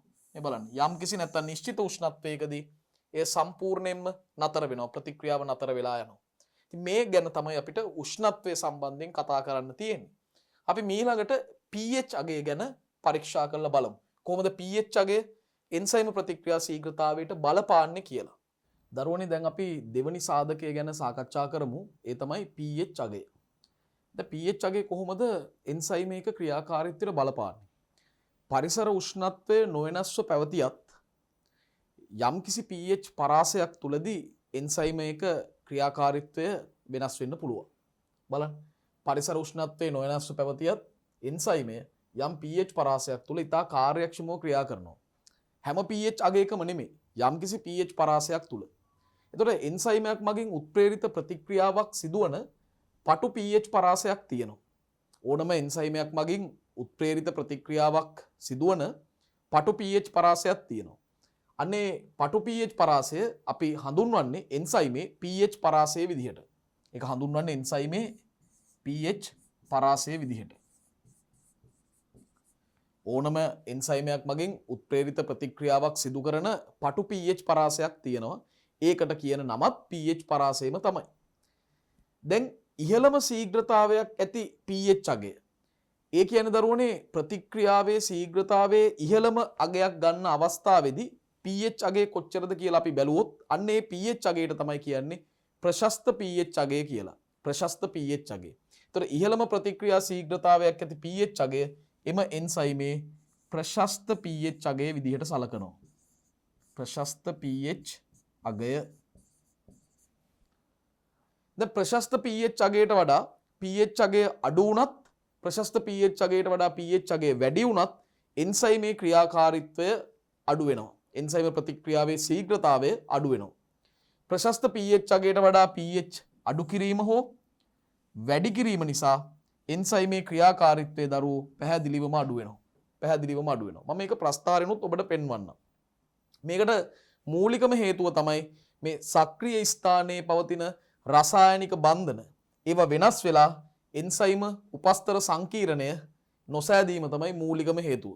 මේකට මූලිකම බලපාන හේතුව තමයි සක්‍රීය ස්ථානයේ තියෙන රසායනික බන්ධන වෙනස් වෙලා එන්සයිම උපස්තර සංකීර්ණය නිවැරදි ලෙස නොසෑදීම. ඉතින් බොහෝ වෙලාවට එන්සයිම් වල ප්‍රශස්ත pH පරාසය විදියට අපි සලකන්නේ pH 6ත් 8ත්. මොකද ගොඩක් එන්සයිම් වල ප්‍රශස්ත pH අගය වෙන්නේ උදාසීන pH 7. ඒ නිසා පරාසය විදිහට අපි සලකන්නේ pH 6 සිට 8 දක්වා තමයි සලකන්නේ. දැන් මේ తত্ত্বය අපගමනය වන අවස්ථාව තමයි මම ඔබට පෙන්වන්න හදන්නේ. දැන් උදාහරණයක් වශයෙන් දරුවනේ pH අගය පෙප්සින් කියන එන්සයිමේට අදාළව ප්‍රශස්ත pH අගය වෙන්නේ pH 2. මොකද පෙප්සින් ඉන්නේ ආමාශයික යුෂයේ. ආමාශයික යුෂයේ තියෙන ප්‍රබල ආම්ලික මාධ්‍යයක්. ඒ නිසා ඒ මාධ්‍ය තුල ඉතාම හොඳින් ක්‍රියා කරනවා පෙප්සින්. ඒ නිසා පෙප්සින් pH 2 දී හොඳින් ක්‍රියාත්මක වෙනවා. හැබැයි අග්න්‍යාශික යුෂයේ අඩංගු වන ට්‍රිප්සින් කියන එන්සයිමය අග්න්‍යාශික යුෂයේ තියෙන්නේ භාෂ්මික pH පරාසයක් pH අගයක්. ඒතකොට එතනදී හොඳින් ක්‍රියාත්මක වෙන එන්සයිමයක් තමයි ට්‍රිප්සින් කියන්නේ. එයාගේ ප්‍රශස්ත pH අගය pH 8ක් කියලා තමයි සලකන්නේ. ඒ නිසා සාමාන්‍යයෙන් එන්සයිමයක ප්‍රශස්ත pH අගය වෙන්නේ උදාසීන pH අගය වන pH 7. නමුත් එය අපගමනය වන අවස්ථා අපිට දැක ගන්න පුළුවන්. දැන් මේ ප්‍රස්තාරය තුලදී ආමාශයික එන්සයිමයක් වන පෙප්සින් වල ප්‍රශස්ත pH අගය pH 2යි. අන්ත්‍රේ නැත්නම් අග්න්‍යාශික යුෂයේ එන්සයිමයක් වන ට්‍රිප්සින් වල ප්‍රශස්ත pH අගය pH 8යි. හරි? pH 8යි. ඉතින් මේ පිළිබඳවත් ඔබට හොඳ අවබෝධයක් තියෙන්න ඕනේ. අපි pH අගය ගැන කතා කරපු නිසා ඊළඟ සාධකයට දැන් යොමු වෙමු. උපස්තර සාන්ද්‍රණය. මේ බලන්න. හොඳ මාතෘකාවක්. උපස්තර සාන්ද්‍රණය වැඩි කරනකොට ප්‍රතික්‍රියාවේ ශීඝ්‍රතාවය ක්‍රමයෙන් වැඩි වෙනවා. ඒකට හේතුව තමයි උපස්තර සාන්ද්‍රණය වැඩි කරනකොට එන්සයිමේ සක්‍රීය ලක්ෂ නැත්නම් සක්‍රීය ස්ථාන වැඩි ප්‍රමාණයකට උපස්තර අණු වලට සම්බන්ධ වෙන්න අවස්ථාව ලැබෙනවා. මේ සංඝටන ප්‍රමාණය වැඩි වෙනවා. එතකොට එන්සයිම් උපස්තර සංකීර්ණයේ සෑදීමේ වාර ගණන වැඩි වෙනවා. ඒ නිසා ප්‍රතික්‍රියා ශීඝ්‍රතාවය ක්‍රමයෙන් වැඩි වෙනවා.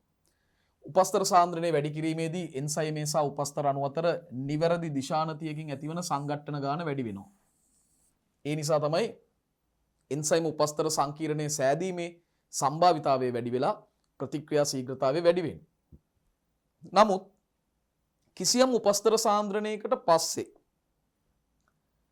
එන්සයිම් අණුවකට බැඳෙන්න පුළුවන් උපරිම උපස්තර අණු සංඛ්‍යාවක් බැඳුනට පස්සේ තවදුරටත් එන්සයිමේ සක්‍රීය ස්ථාන නැත්තම් එතකොට ඒ ලබාගත් ප්‍රතික්‍රියා ශීඝ්‍රතාවයම ඒ වේගයම අකණ්ඩව පවත්වාගෙන යන්න පුළුවන්. ඒ කියන්නේ එන්සයිම් අණු වල සක්‍රීය ස්ථාන උපස්තර අණු වලින් සංතෘප්ත වෙනවා. ඒ වෙලාවේදී උපස්තර අණු සංඛ්‍යාව තව කොතරම් වැඩි කළත් ප්‍රතික්‍රියා වේගය තව තවත් වැඩි වෙන්නේ නැහැ. මොකද සක්‍රීය ස්ථාන සියල්ලම උපස්තර අණු වලින් සම්බන්ධ වෙලා තියෙන නිසා අලුතින් ප්‍රතික්‍රියාවට සක්‍රීය ස්ථාන එකතු නොවන නිසා ප්‍රතික්‍රියාවේ වේගය තව දුරටත් වැඩි වෙන්නේ නැහැ. බලන්න. කිසියම් උපස්තර සාන්ද්‍රණයකදී එන්සයිම් අණුවකට බැඳිය හැකි උපරිම උපස්තර සංඛ්‍යාවක් තියෙනවා. එක්තරා උපස්තර සාන්ද්‍රණයකදී එන්සයිමයට බැඳෙන්න පුළුවන් උපරිම උපස්තර අණු සංඛ්‍යාවක් තියෙනවා. ඒ අවස්ථාවේදී එන්සයිමය උපස්තර අණු වලින් සංතෘප්ත වෙනවා. ඒ හින්දා ඒ අගයෙන් පස්සේ කොයිතරම් උපස්තර සාන්ද්‍රණය වැඩි කරත් ප්‍රතික්‍රියා ශීඝ්‍රතාවයේ නියතව නැත්නම් ඒකාකාරව පවතිනවා. ඒක වැඩි වෙන්නේ නැහැ. මේක පැහැදිලි කරන්න මම රූප සටහනකුත් ඔබට ප්‍රස්ථාරයේ ඇඳලා පෙන්නන්නම්. මේ බලන්න. දැන් දරුවනේ මේ තියෙන්නේ x අක්ෂය උපස්තර සාන්ද්‍රණය.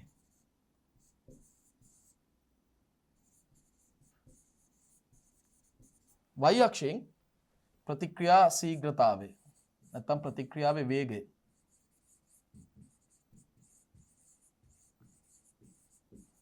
දැන් සක්‍රීය ස්ථාන සියල්ල සංතෘප්ත වන තුරු උපස්තර සාන්ද්‍රණය වැඩි කරගෙන යනකොට ප්‍රතික්‍රියාවේ වේගය වැඩි වෙනවා. දැන් උපරිම අගයකට පත් වෙලා තියෙන්නේ මේ වෙලාවේදී එන්සයිම අණු වල සක්‍රීය ස්ථාන සියල්ල සංතෘප්ත වෙලා තියෙන්නේ උපස්තර අණු වලින්. තවදුරටත් උපස්තර සාන්ද්‍රණය වැඩි කරනකොට ප්‍රතික්‍රියාවේ වේගය වැඩි වෙන්නේ නැහැ. ඒකට හේතුව අලුතෙන් සක්‍රීය ස්ථාන එකතු වෙන්නේ නැහැ එන්සයිමේ. ඒ නිසා ලබාගත් වේගයම ප්‍රතික්‍රියා වේගයම නියතව පවතිනවා. මේක තමයි උපස්තර සාන්ද්‍රණය සහ ප්‍රතික්‍රියාවේ වේගය අතර ප්‍රස්ථාරය. දැන් මීට අමතරව මම තව ප්‍රස්ථාරයක් ඔබට අඳින්න කැමතියි. තමයි දරුවනේ මේ ප්‍රතික්‍රියා වේගය සහ එන්සයිම සාන්ද්‍රණය. මේක ගැනත් ඔබට අවබෝධයක් තිබිය යුතුයි.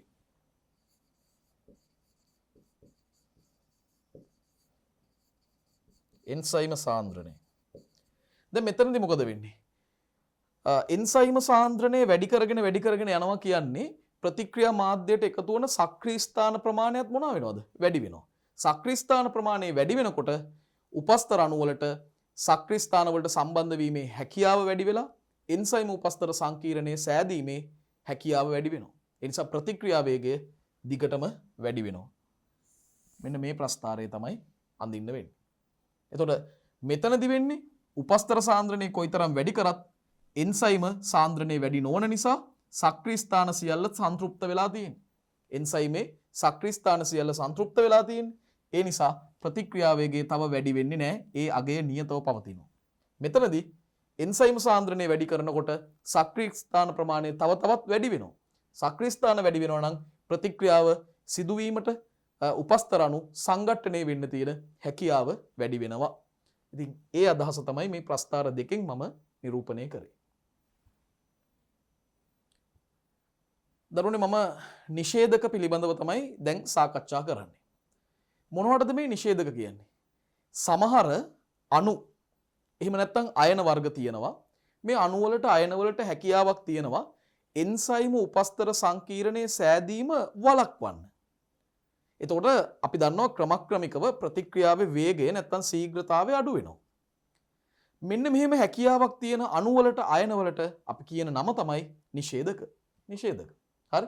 එතකොට සමහර ද්‍රව්‍ය වලට ඒ කියන්නේ විශේෂයෙන්ම අණු වලට අයන වලට හැකියාවක් තියෙනවා එන්සයිම උපස්තර සංකීර්ණයේ සෑදීම වැළැක්වීමට. එවැනි ද්‍රව්‍ය හඳුන්වනවා නිෂේධක කියලා. ලියමු. සමහර අණු හෝ අයන වලට එන්සයිම උපස්තර සංකීර්ණය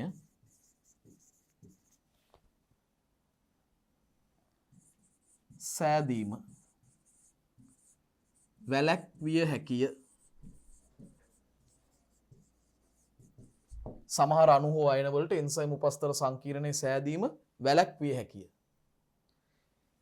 එම ද්‍රව්‍ය නිෂේධක ලෙස හැඳින්වේ. ඒ වගේ ද්‍රව්‍ය දරුවනේ අපි හඳුන්වන්නේ නිෂේධක කියලා. ඒතර සමහර අණු හෝ අයන වලට එන්සයිම් උපස්තර සංකීර්ණයේ සෑදීම වළක්වන්න පුළුවන්. හරි? එතකොට එවැනි ද්‍රව්‍ය වලට අපි කියන්නේ නිෂේධක කියලා. හරි? එතකොට දරුවනේ මේ නිෂේධක වලට හැකියාවක් තියෙනවා එන්සයිමේ සමග සම්බන්ධ වෙන්න. සමහර නිෂේධක වලට එන්සයිමේට ලිහිල්ව සම්බන්ධ වෙන්න පුළුවන්. සමහර නිෂේධක වලට එන්සයිමේට තදින් සම්බන්ධ වෙන්න පුළුවන්. ලිහිල්ව සම්බන්ධ වෙනවා නම් විශේෂයෙන්ම දුර්වල රසායනික බන්ධන වලින් තමයි ලිහිල්ව සම්බන්ධ වෙන්නේ. තදින් සම්බන්ධ වෙනවා නම් විශේෂයෙන්ම සහසංයුජ බන්ධන වලින් තමයි සම්බන්ධ වෙන්නේ. එතකොට මේවා දුර්වල බන්ධන මගින්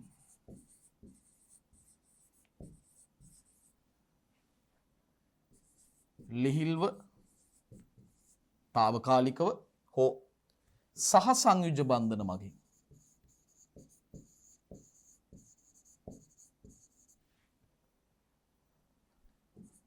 ස්ථීරව තදින් සම්බන්ධ වෙනවා. මේවා දුර්වල බන්ධන මගින් ලිහිල්ව ඒ වගේම తాවකාලිකව හෝ සහසංයුජ බන්ධන මගින් ස්ථීරව තදින් එන්සයිමයට බැඳෙනවා. දැන් නිෂේධක මූලික වර්ග දෙකකට බෙදන්න පුළුවන් ප්‍රත්‍යාවර්ත නිෂේධක සහ අප්‍රතිවර්ත නිෂේධක කියලා. අප්‍රතිවර්ත නිෂේධකයි ප්‍රත්‍යාවර්ත නිෂේධකයි. දරුවනේ අප්‍රතිවර්ත නිෂේධක වලට විශේෂයෙන්ම තියෙන විෂ වර්ග දූලක වර්ග. උදාහරණ වශයෙන් අපිට ගන්න පුළුවන් විෂ වර්ග විශේෂයෙන්ම දූලක වගේ දේවල් මේවා තමයි අප්‍රතිවර්ත නිෂේධක. ප්‍රත්‍යාවර්ත නිෂේධක කියලා අදහස් කරන්නේ ශුද්ධ ජීවීන්ට එරෙහිව ක්‍රියාත්මක වන ප්‍රතිජීවක වගේ ඖෂධ අපිට ප්‍රත්‍යාවර්ත නිෂේධක කියලා සලකන්න පුළුවන්. ශුද්ධ ජීවීන්ට එරෙහිව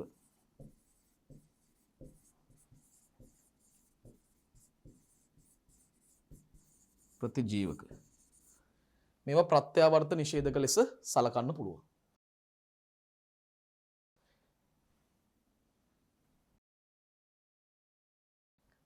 දැන් නිෂේධක තවත් ආකාර දෙකක් අපිට දකින්න පුළුවන්. තරංගකාරී නිෂේධක සහ තරංගකාරී නොවන නිෂේධක කියලා. ආකාර දෙකක් තියෙනවා. තරංගකාරී නිෂේධකයි තරංගකාරී නොවන නිෂේධකයි කියලා. මොනවද මේ ආකාර දෙක? දරුවනේ තරංගකාරී නිෂේධක බොහෝ වෙලාවට ප්‍රත්‍යාවර්ත නිෂේධක. ඒ කියන්නේ මේ නිෂේධකයේ බලපෑම නැවත යථා තත්ත්වයට පත් කරන්න පුළුවන්. මෙතනදී මේ නිෂේධකවල රසායනික ස්වභාවය සහ විශේෂයෙන්ම හැඩය බොහෝ දුරට උපස්තර අණු වල හැඩයට අනුපූරක ස්වභාවයක් ගන්නවා.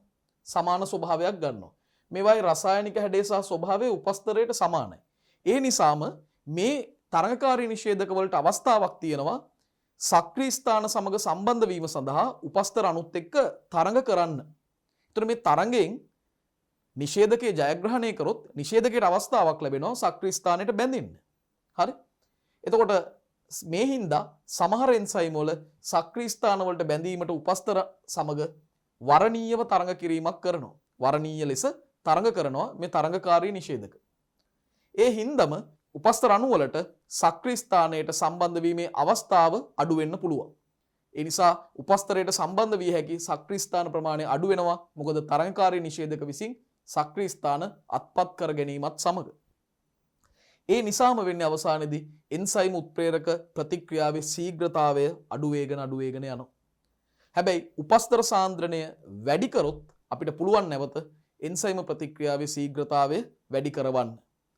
දැන් ඒකට අදාළ රූප සටහනක් තියෙනවා. මේ බලන්න. මේ තමයි උපස්තරය. මේ තමයි එන්සයිමය සක්‍රීය ස්ථානය.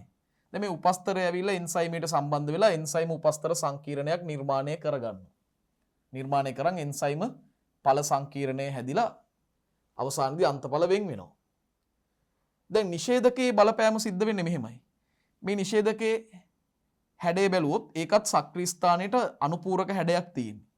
එතකොට ඒ නිෂේධකයේ සම්බන්ධ වුණොත් එන්සයිමයට නිෂේධකයේ සම්බන්ධ වීමත් සමග උපස්තර අණු සම්බන්ධ වීමේ අවකාශය නැති වෙනවා. මේ බලන්න එතකොට උපස්තර අණුවට සම්බන්ධ වෙන්න විදිහක් නැහැ. නිෂේධකයේ සම්බන්ධ වෙලා තියෙන. එතකොට ප්‍රතික්‍රියාව නිෂේධනය වෙනවා. මෙතනදී මතක තියාගන්න ඕනේ උපස්තර අණු වල හැඩයත් නිෂේධකයේ හැඩයත් බොහෝ දුරට සමාන හැඩයක් තමයි දරන්නේ. ඒවා සක්‍රීය ස්ථානයේ හැඩයට අනුපූරක හැඩයක් තමයි දරන්නේ. හැබැයි අපිට පුළුවන් නම් උපස්තර සාන්ද්‍රණය වැඩි කරන්න. එතකොට නිෂේධකයේ බලපෑම ඉවත් කරන්න පුළුවන්. තරංගකාරී නොවන නිෂේධක.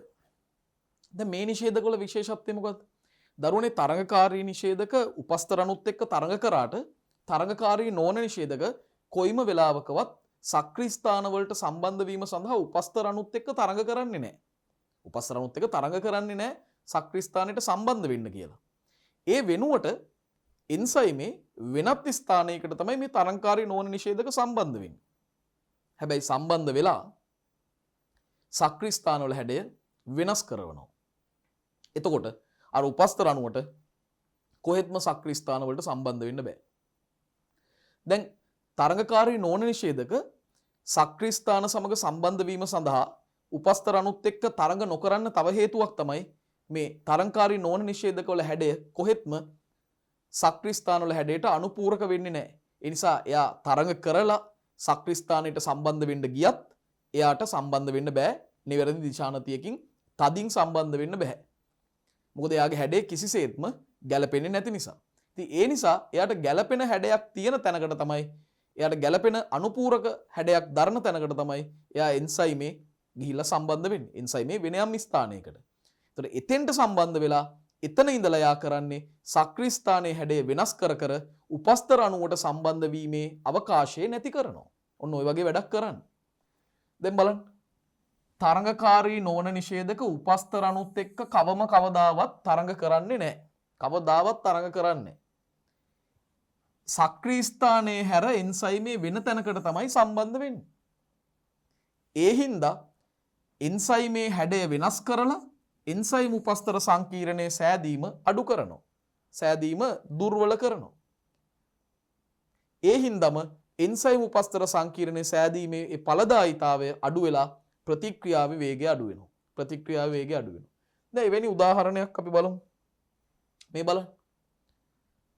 මෙන්න උපස්තරය, මෙන්න සක්‍රීය ස්ථානය, මෙන්න එන්සයිමේ. මේක ස්වභාවිකව සාමාන්‍ය විදිහට සම්බන්ධ වෙනවා. හැබැයි තරඟකාරී නිෂේධකයක් භාවිතා වුණාම එයා ක්‍රියාත්මක වෙන්නේ මේ විදිහට. මෙන්න තරංකාරී නොවන නිෂේධකයක ක්‍රියාව බලන්න. තරංගකාරී නොවන නිෂේධකයක් මොකද කරන්නේ? එයා කවදාවත් මේ සක්‍රීය ස්ථාන වලට සම්බන්ධ වෙන්න යන්නේ නැහැ. එයා සක්‍රීය ස්ථාන වලට සම්බන්ධ වෙන්න යන්නේ නැහැ. ඒ වෙනුවට එයා කරන්නේ එන්සයිමේ වෙන යම් ස්ථානයකට සම්බන්ධ වෙලා එතනින් සංඥාවක් නිකුත් කරලා මේ සක්‍රීය ස්ථානවල හැඩය වෙනස් කරනවා. ඇත්තට මේකයි කරන්නේ. හරි? දැන් මේ තියෙන තරංකාරී නිෂේධකයක බලපෑම. තරංකාරී නිෂේධකයක් කෙලින්ම සක්‍රීය ස්ථාන වලට සම්බන්ධ වෙලා උපස්තර අණු වලට සක්‍රීය ස්ථානයට සම්බන්ධ වීම වළක්වනවා. හැබැයි තරංකාරී නොවන නිෂේධකයක් කවදාවත් සක්‍රීය ස්ථාන වලට සම්බන්ධ වෙන්න ඉන්නේ නැහැ. එයා එන්සයිමේ වෙන යම් ස්ථානයකට සම්බන්ධ වෙලා සක්‍රීය ස්ථාන වල හැඩය වෙනස් කරනවා. ඒතර සක්‍රීය ස්ථාන වල හැඩය වෙනස් කිරීමත් සමග මේ උපස්තර අණුවට කොයිම වෙලාවකවත් මෙතෙන්ට සම්බන්ධ වීමට නොහැකි වෙනවා. ඒකයි මෙතනදී අපි සාකච්ඡා කළේ. එhmenan අපි දරුවනේ නිෂේධක සම්බන්ධ තොරතුරු සාකච්ඡා කිරීමත් සමගම එන්සයිම ප්‍රතික්‍රියාවක ශීඝ්‍රතාවය කෙරෙහි බලපාන සියලුම සාධක සාකච්ඡා කර අවසන් වෙනවා. අපි තවදුරටත් සාකච්ඡා කිරීමට නියමිතයි එන්සයිමේක යාන්ත්‍රණය පිළිබඳව තවත් වැදගත් කරුණු කිහිපයක්. හොඳයි. දරුවනේ දැන් අපි එන්සයිම පිළිබඳ ප්‍රශ්නාවලියට යොමු වෙන්නේ.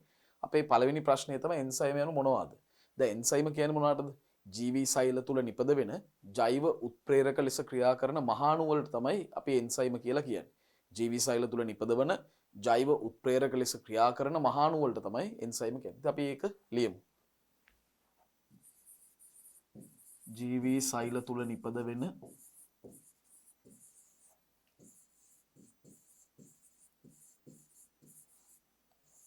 ජෛව උත්ප්‍රේරක ලෙස ක්‍රියා කරන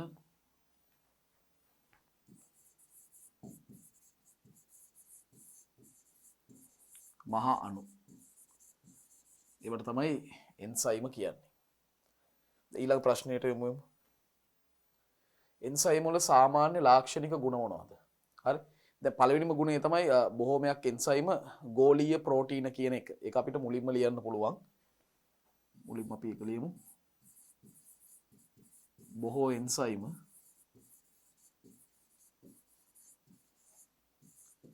ගෝලීය ප්‍රෝටීන වේ.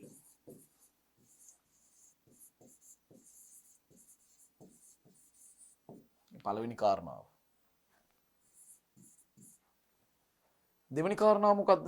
දෙවෙනි කාරණාව තමයි එන්සයිම ජෛව උත්ප්‍රේරක ලෙස ක්‍රියා කරනවා. එමගින් සිද්ධ කරන්නේ ප්‍රතික්‍රියාවක සක්‍රීය ශක්තිය අඩු කරලා ප්‍රතික්‍රියා වේගය වැඩි කරනවා. ජෛව උත්ප්‍රේරක ලෙස තමයි ක්‍රියා කරන්නේ. ජෛව උත්ප්‍රේරක ලෙස ක්‍රියා කරමින්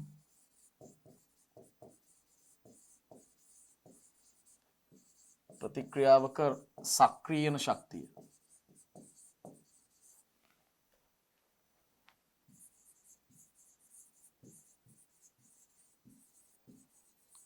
සක්‍රීයන ශක්තිය අඩු කරයි. එවිට ප්‍රතික්‍රියාවේ ශීඝ්‍රතාවය වැඩි වෙනවා.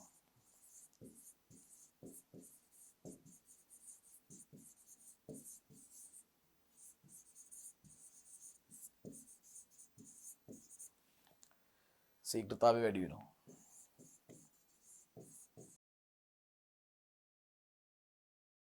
දැන් තුන්වෙනි කාරණාව තමයි දරුවනේ බොහෝමයක් එන්සයිම තාප අස්ථායි ඒ වගේම තාප සංවේදී කියන කාරණාව අපිට ලියන්න පුළුවන්. හරි අපි ලියමු.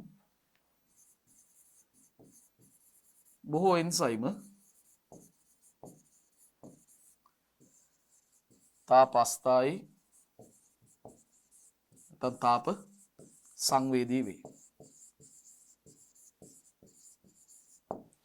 ඒ වගේම එන්සයිමේ මගින් උත්ප්‍රේරණය කරන ප්‍රතික්‍රියාවේ අන්තඵලවල ගුණ ස්වභාවයට එන්සයිමේ වෙනසක් කරන්නේ නැහැ, බලපෑම් කරන්නේ නැහැ.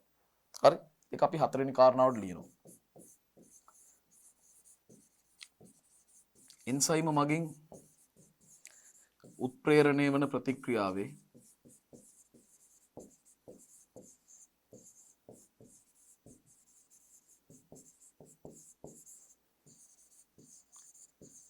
අන්තඵලවල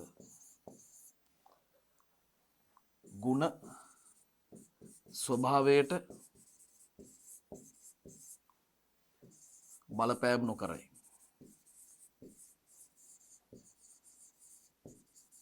එන්සයිමේ මගින් උත්ප්‍රේරණය වන ප්‍රතික්‍රියාවේ අන්තඵලවල ගුණ ස්වභාවයට එන්සයිමේ බලපෑම් කරන්නේ නැහැ. පස්වෙනි කාරණාව තමයි එන්සයිම උපස්තරයට අධික විශිෂ්ටතාවයක් දක්වනවා. එන්සයිම උපස්තර විශිෂ්ටයි කියන එක. එන්සයිම උපස්තරයට අධික විශිෂ්ටතාවයක් දක්වයි. අධික විශිෂ්ටතාවයක් දක්වයි. ඒ පස්වෙනි කාරණාව. හයවෙනි එක. දැන් බොහෝ එන්සයිම ප්‍රතික්‍රියා ප්‍රත්‍යාවර්ත ප්‍රතික්‍රියා කියන එක තමයි අපි හයවෙනි කාරණාවට සලකන්නේ. බොහෝ එන්සයිම ප්‍රතික්‍රියා ප්‍රත්‍යාවර්ත ප්‍රතික්‍රියා. අපි ලියමු.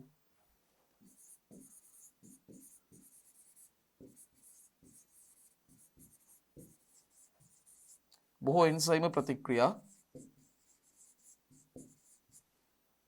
ප්‍රත්‍යාවර්ත ප්‍රතික්‍රියාවේ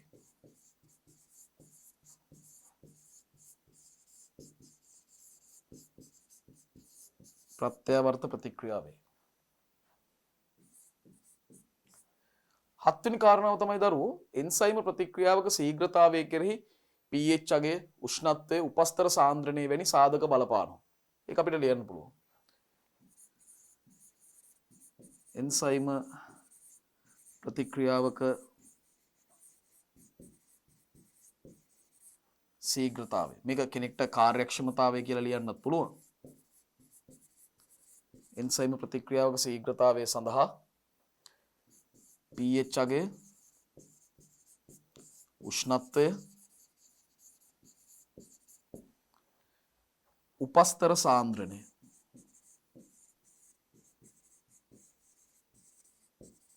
වැනි සාධක බලපායි.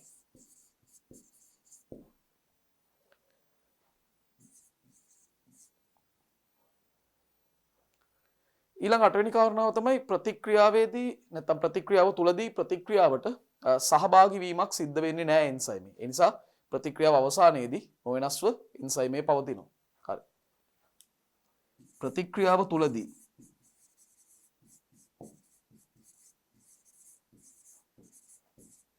ප්‍රතික්‍රියාවට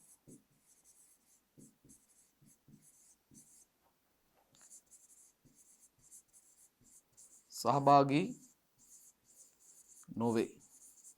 ඒ කියන්නේ ප්‍රතික්‍රියාව අවසානයේදී ඒ ප්‍රමාණයම නොවෙනස්ව පවතිනවා.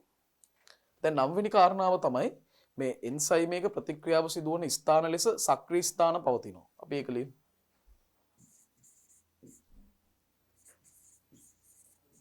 එන්සයිම් එක ප්‍රතික්‍රියාව සිදුවන සක්‍රීය ස්ථාන ඇත.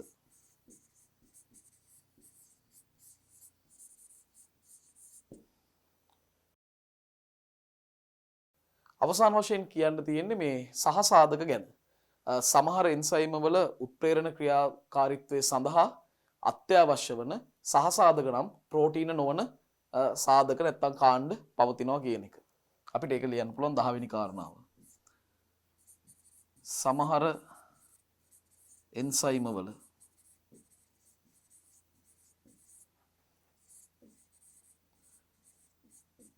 උත්ප්‍රේරණ ක්‍රියාවට අත්‍යවශ්‍ය වන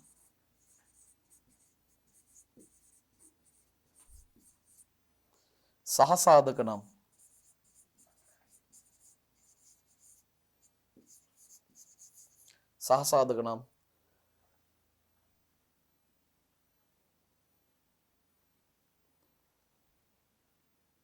ප්‍රෝටීන නොවන කාණ්ඩ පවතිනවා.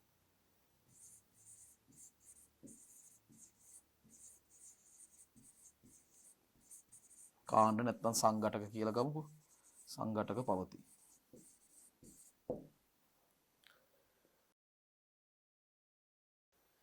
මෙන්න දරුවනේ එන්සයිම් වල සාමාන්‍ය ලාක්ෂණික ගුණ 10ක් තියෙනවා. එකපාර මතක් කරමු. බොහෝ එන්සයිම ගෝලීය ප්‍රෝටීන වෙනවා. දෙවෙනි කාරණාව තමයි ජෛව රසායනික ප්‍රතික්‍රියා උත්ප්‍රේරණය කරන එන්සයිම මගින්.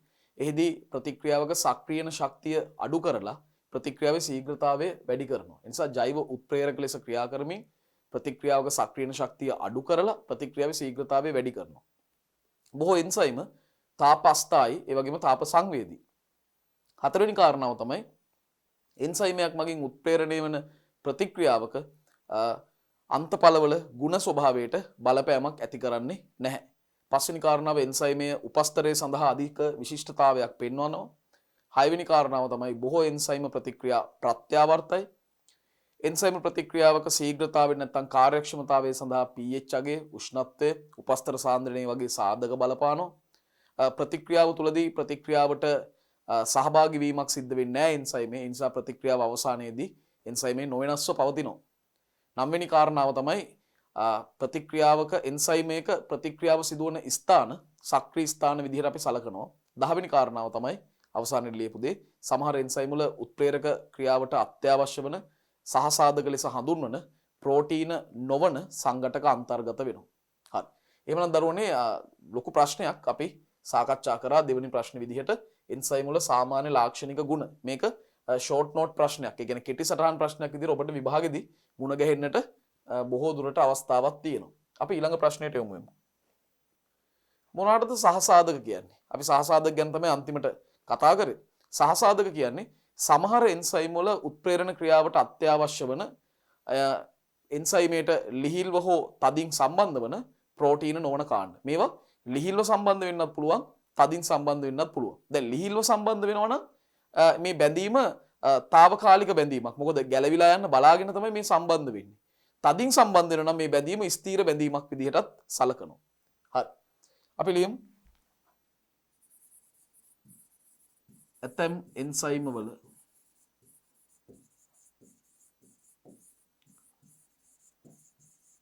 උත්ප්‍රේරණ ක්‍රියාකාරීත්වයට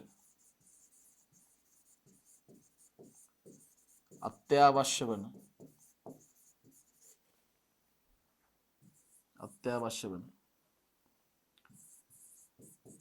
ප්‍රෝටීන නොවන සංඝටක. ඒවල අපිට සහසාධක කියන්න පුළුවන්. හරි. ඉතින් මෙතනදී මතක තියාගන්න ඕනේ ඇතැම් සහසාධක ලිහිල්ව తాවකාලිකව සම්බන්ධ වෙනවා එන්සයිමේට. ඇතැම් සහසාධක ස්ථීරව තදින් බැඳෙනවා. ඊළඟ ප්‍රශ්නෙට යමු. සහසාධක දෙවර්ගයේ නම් කර ඒවට නිදසුන් ඉදිරියෙන් ලියන්න. දැන් සහසාධක බෙදෙනවා ආකාර දෙකකට. කාබනික සහසාධක සහ අකාබනික සහසාධක. මේ කාබනික සහසාධක වලටම තව නමක් කියනවා සහ එන්සයිම කියලා. හරි. එතකොට සහසාධක දෙවර්ගය එකක් කාබනික සහසාධක හෙවත් සහ එන්සයිම කියලත් ඒවා හඳුන්වනවා. දැන් උදාහරණ විදිහට අපිට ගන්න පුළුවන් NAD FAD බයෝටින් වැනි බයෝටින් වැනි විටමින් වල ව්‍යුත්පන්න. අනිත් සහසාධක වර්ගය අකාබනික සහසාධක.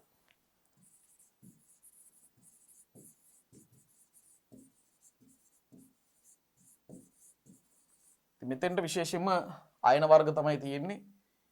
සිංක් ධන 2 ඊළඟට කොපර් ධන 2 යකඩ ධන 2 මෙන්න මේ වගේ අයන දක්වන්න පුළුවන් අකාබනික සහසාධක වලට නිදසුන් ලෙස. එන්සයිම ප්‍රතික්‍රියාවකට බලපාන සාධක මොනවද? දරුවනේ සාධක ගණනාවක් තියෙනවා. එකක් තමයි උෂ්ණත්වය. ඊළඟට pH අගය. උපස්තර සාන්ද්‍රණය. එන්සයිම සාන්ද්‍රණය.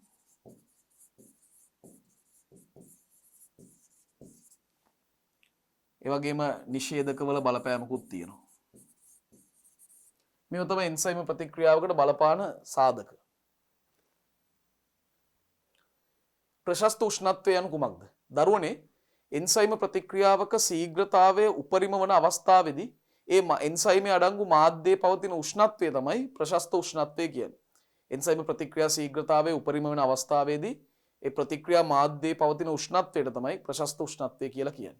දැන් මේක එන්සයිම ක්‍රියාව උපරිම වන උෂ්ණත්වය කියලාත් සලකන්න පුළුවන්. එහෙම කිව්වත් වැරද්දක් නැහැ. එන්සයිමේක ක්‍රියාව උපරිම වන උෂ්ණත්වය තමයි ප්‍රශස්ත උෂ්ණත්වය කියන්නේ. අපි ලියමු. එන්සයිමයක ක්‍රියාව උපරිම වන උෂ්ණත්වය. ඒක තමයි අපි ප්‍රශස්ත උෂ්ණත්වය කියලා අදහස් කරන්නේ. නිෂේධක කියන්නේ මොනවටද? මෙන්න 7 වෙනි ප්‍රශ්නය. දරුවනේ නිෂේධක කියන්නේ මොනවටද? සමහර අණු වලට අයන වලට හැකියාවක් තියෙනවා එන්සයිම උපස්තර සංකීර්ණයේ සෑදීම වළක්වන්න. අන්න එවැනි අණු එහෙම නැත්නම් අයන වර්ග අපි හඳුන්වනවා නිෂේධක කියලා. ඇතැම් අණු හෝ අයන එන්සයිමයට සම්බන්ධ වෙලා එන්සයිම උපස්තර සංකීර්ණයේ සෑදීම වළක්වනවා. ඒවට තමයි නිෂේධක කියන්නේ. ඇතැම් අණු හෝ අයන එන්සයිමයට සම්බන්ධ වී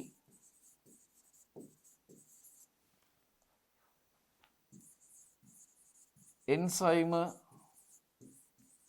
උපස්තර සංකීර්ණය සෑදීම වළක්වයි. මේවා නිෂේධක නම් වේ.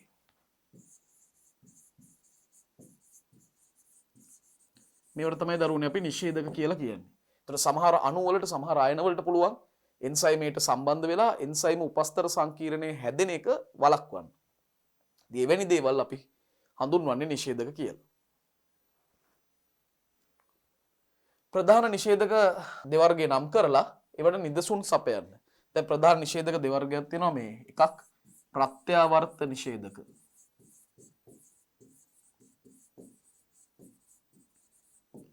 අනිත් එක අප්‍රතිවර්ත නිෂේධක. දැන් මේ ප්‍රත්‍යාවර්ත නිෂේධක කියන්නේ විශේෂයෙන්ම ශුද්ධ ජීවීන්ට එරෙහිව භාවිතා කරන ඖෂධ ප්‍රතිජීවක ඖෂධ. අප්‍රතිවර්ත නිෂේධක කියලා අදහස් කරන්නේ විෂ වර්ග නැත්තම් දූලක වර්ග.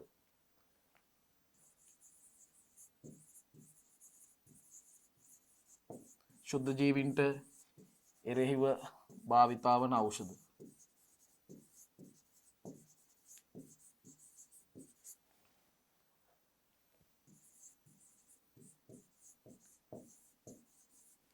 අප්‍රතිවර්ත නිෂේධක වලට විෂ නැත්තම් දූලක අයිති වෙනවා. දරුවනේ අපි 9 වෙනි ප්‍රශ්නයට තමයි දැන් ප්‍රවිෂ්ඨ වෙන්නේ. තරංකාරී නිෂේධකයක බලපෑම විස්තර කරන්න. හරි. තරංකාරී නිෂේධක බොහෝ වෙලාවට මේ ප්‍රත්‍යාවර්ත නිෂේධක තමයි බොහොමයක් තරංකාරී නිෂේධක. මේ තරංකාරී නිෂේධකයක ස්වභාවය තමයි එය එන්සයිමේ සක්‍රීය ලක්ෂ සමග සම්බන්ධ වීම සඳහා උපස්තර අණු සමග තරංග කරනවා.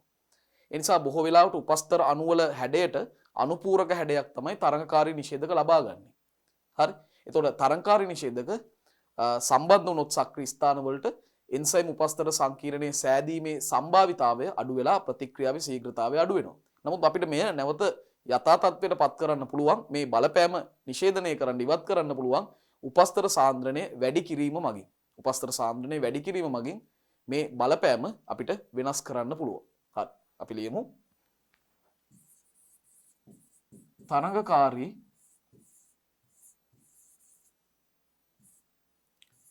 නිෂේධක බොහෝමයක් ප්‍රත්‍යාවර්ත නිෂේධක වේ.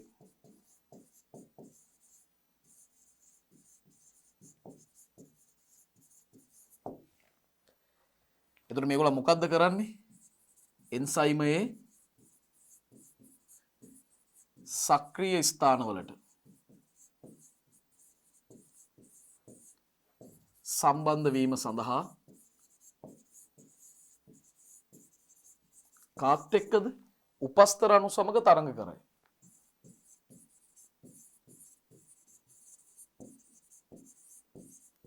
උපස්තර අණු සමග තරංග කරයි.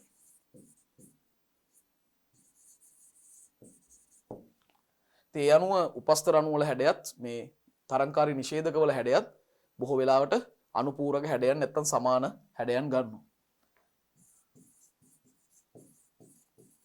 උපස්තර අණු වල හැඩයට තරංගකාරී නිෂේධකවල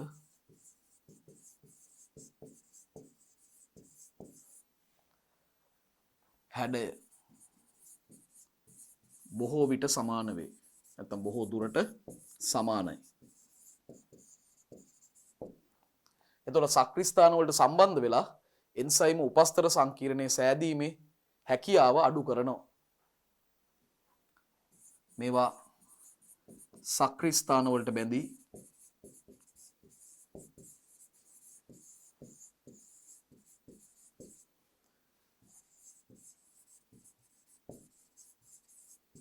එන්සයිම උපස්තර සංකීර්ණය එන්සයිම උපස්තර සංකීර්ණය සෑදීමේ හැකියාව අඩු කරයි.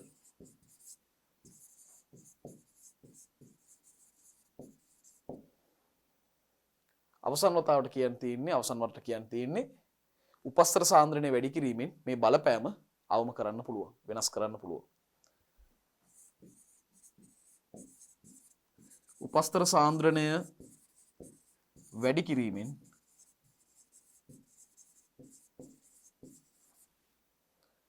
නිෂේධකයේ බලපෑම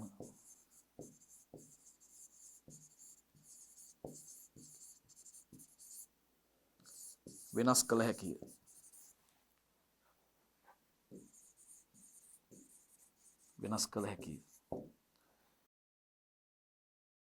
මේක තමයි තරංකාරී නිෂේධකයක බලපෑම පිළිබඳව අපිට ලියන්න තියෙන මූලික අදහස.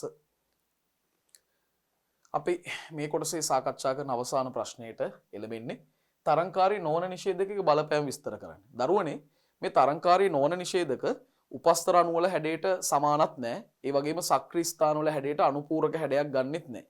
තරංකාරී නොවන නිෂේධක නමෙන්ම කියන විදිහට උපස්තර අණුත් එක්ක කොයිම වෙලාවකවත් සක්‍රීය ස්ථාන වලට සම්බන්ධ වෙන්න තරංග කරන්නේ නැහැ. ඒ වෙනුවට එයාලා එන්සයිමේ වෙනත් ස්ථානයකට සම්බන්ධ වෙලා සක්‍රීය ස්ථානයේ හැඩය වෙනස් කරවලා එන්සයිම් උපස්තර සංකීර්ණයේ සෑදීම වළක්වනවා. ඒ දේ තමයි මෙයා කරන්නේ. අපිට ඒක ටික ලියන්න පුළුවන්. තරංගකාරී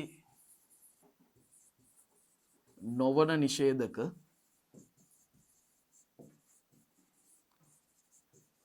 සක්‍රීය ස්ථානවලට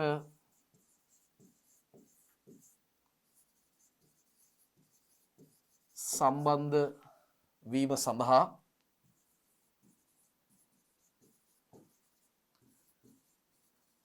උපස්තර අණු සමග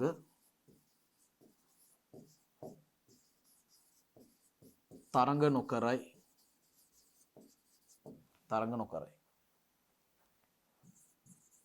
මේවායේ හැඩය උපස්තර අණුවල හැඩයට සමාන නොවේ.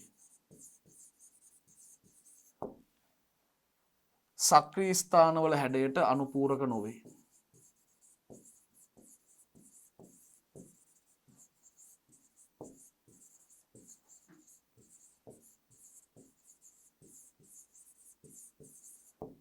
සක්‍රීය ස්ථාන වල හැඩයට අනුපූරක නොවේ. එහෙමනම් මෙයාලා එන්සයිමේ සක්‍රීය ස්ථාන නොවන වෙනත් තැනකට තමයි සම්බන්ධ වෙන්නේ. එන්සයිමයේ සක්‍රීය ස්ථාන නොවන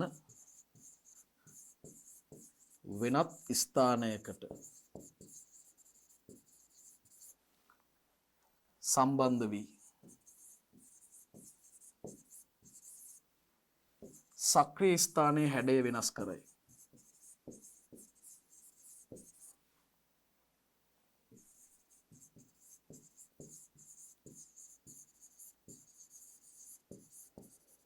සක්‍රීය ස්ථානයේ හැඩය වෙනස් කරනවා. එවිට එන්සයිම උපස්තර සංකීර්ණයේ සෑදීම දුර්වල වෙනවා, වැළකිනවා.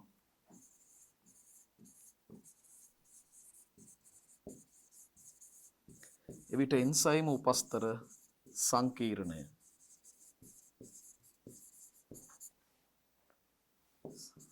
සෑදීම වැළකී ප්‍රතික්‍රියා ශීඝ්‍රතාවය අඩු වේ.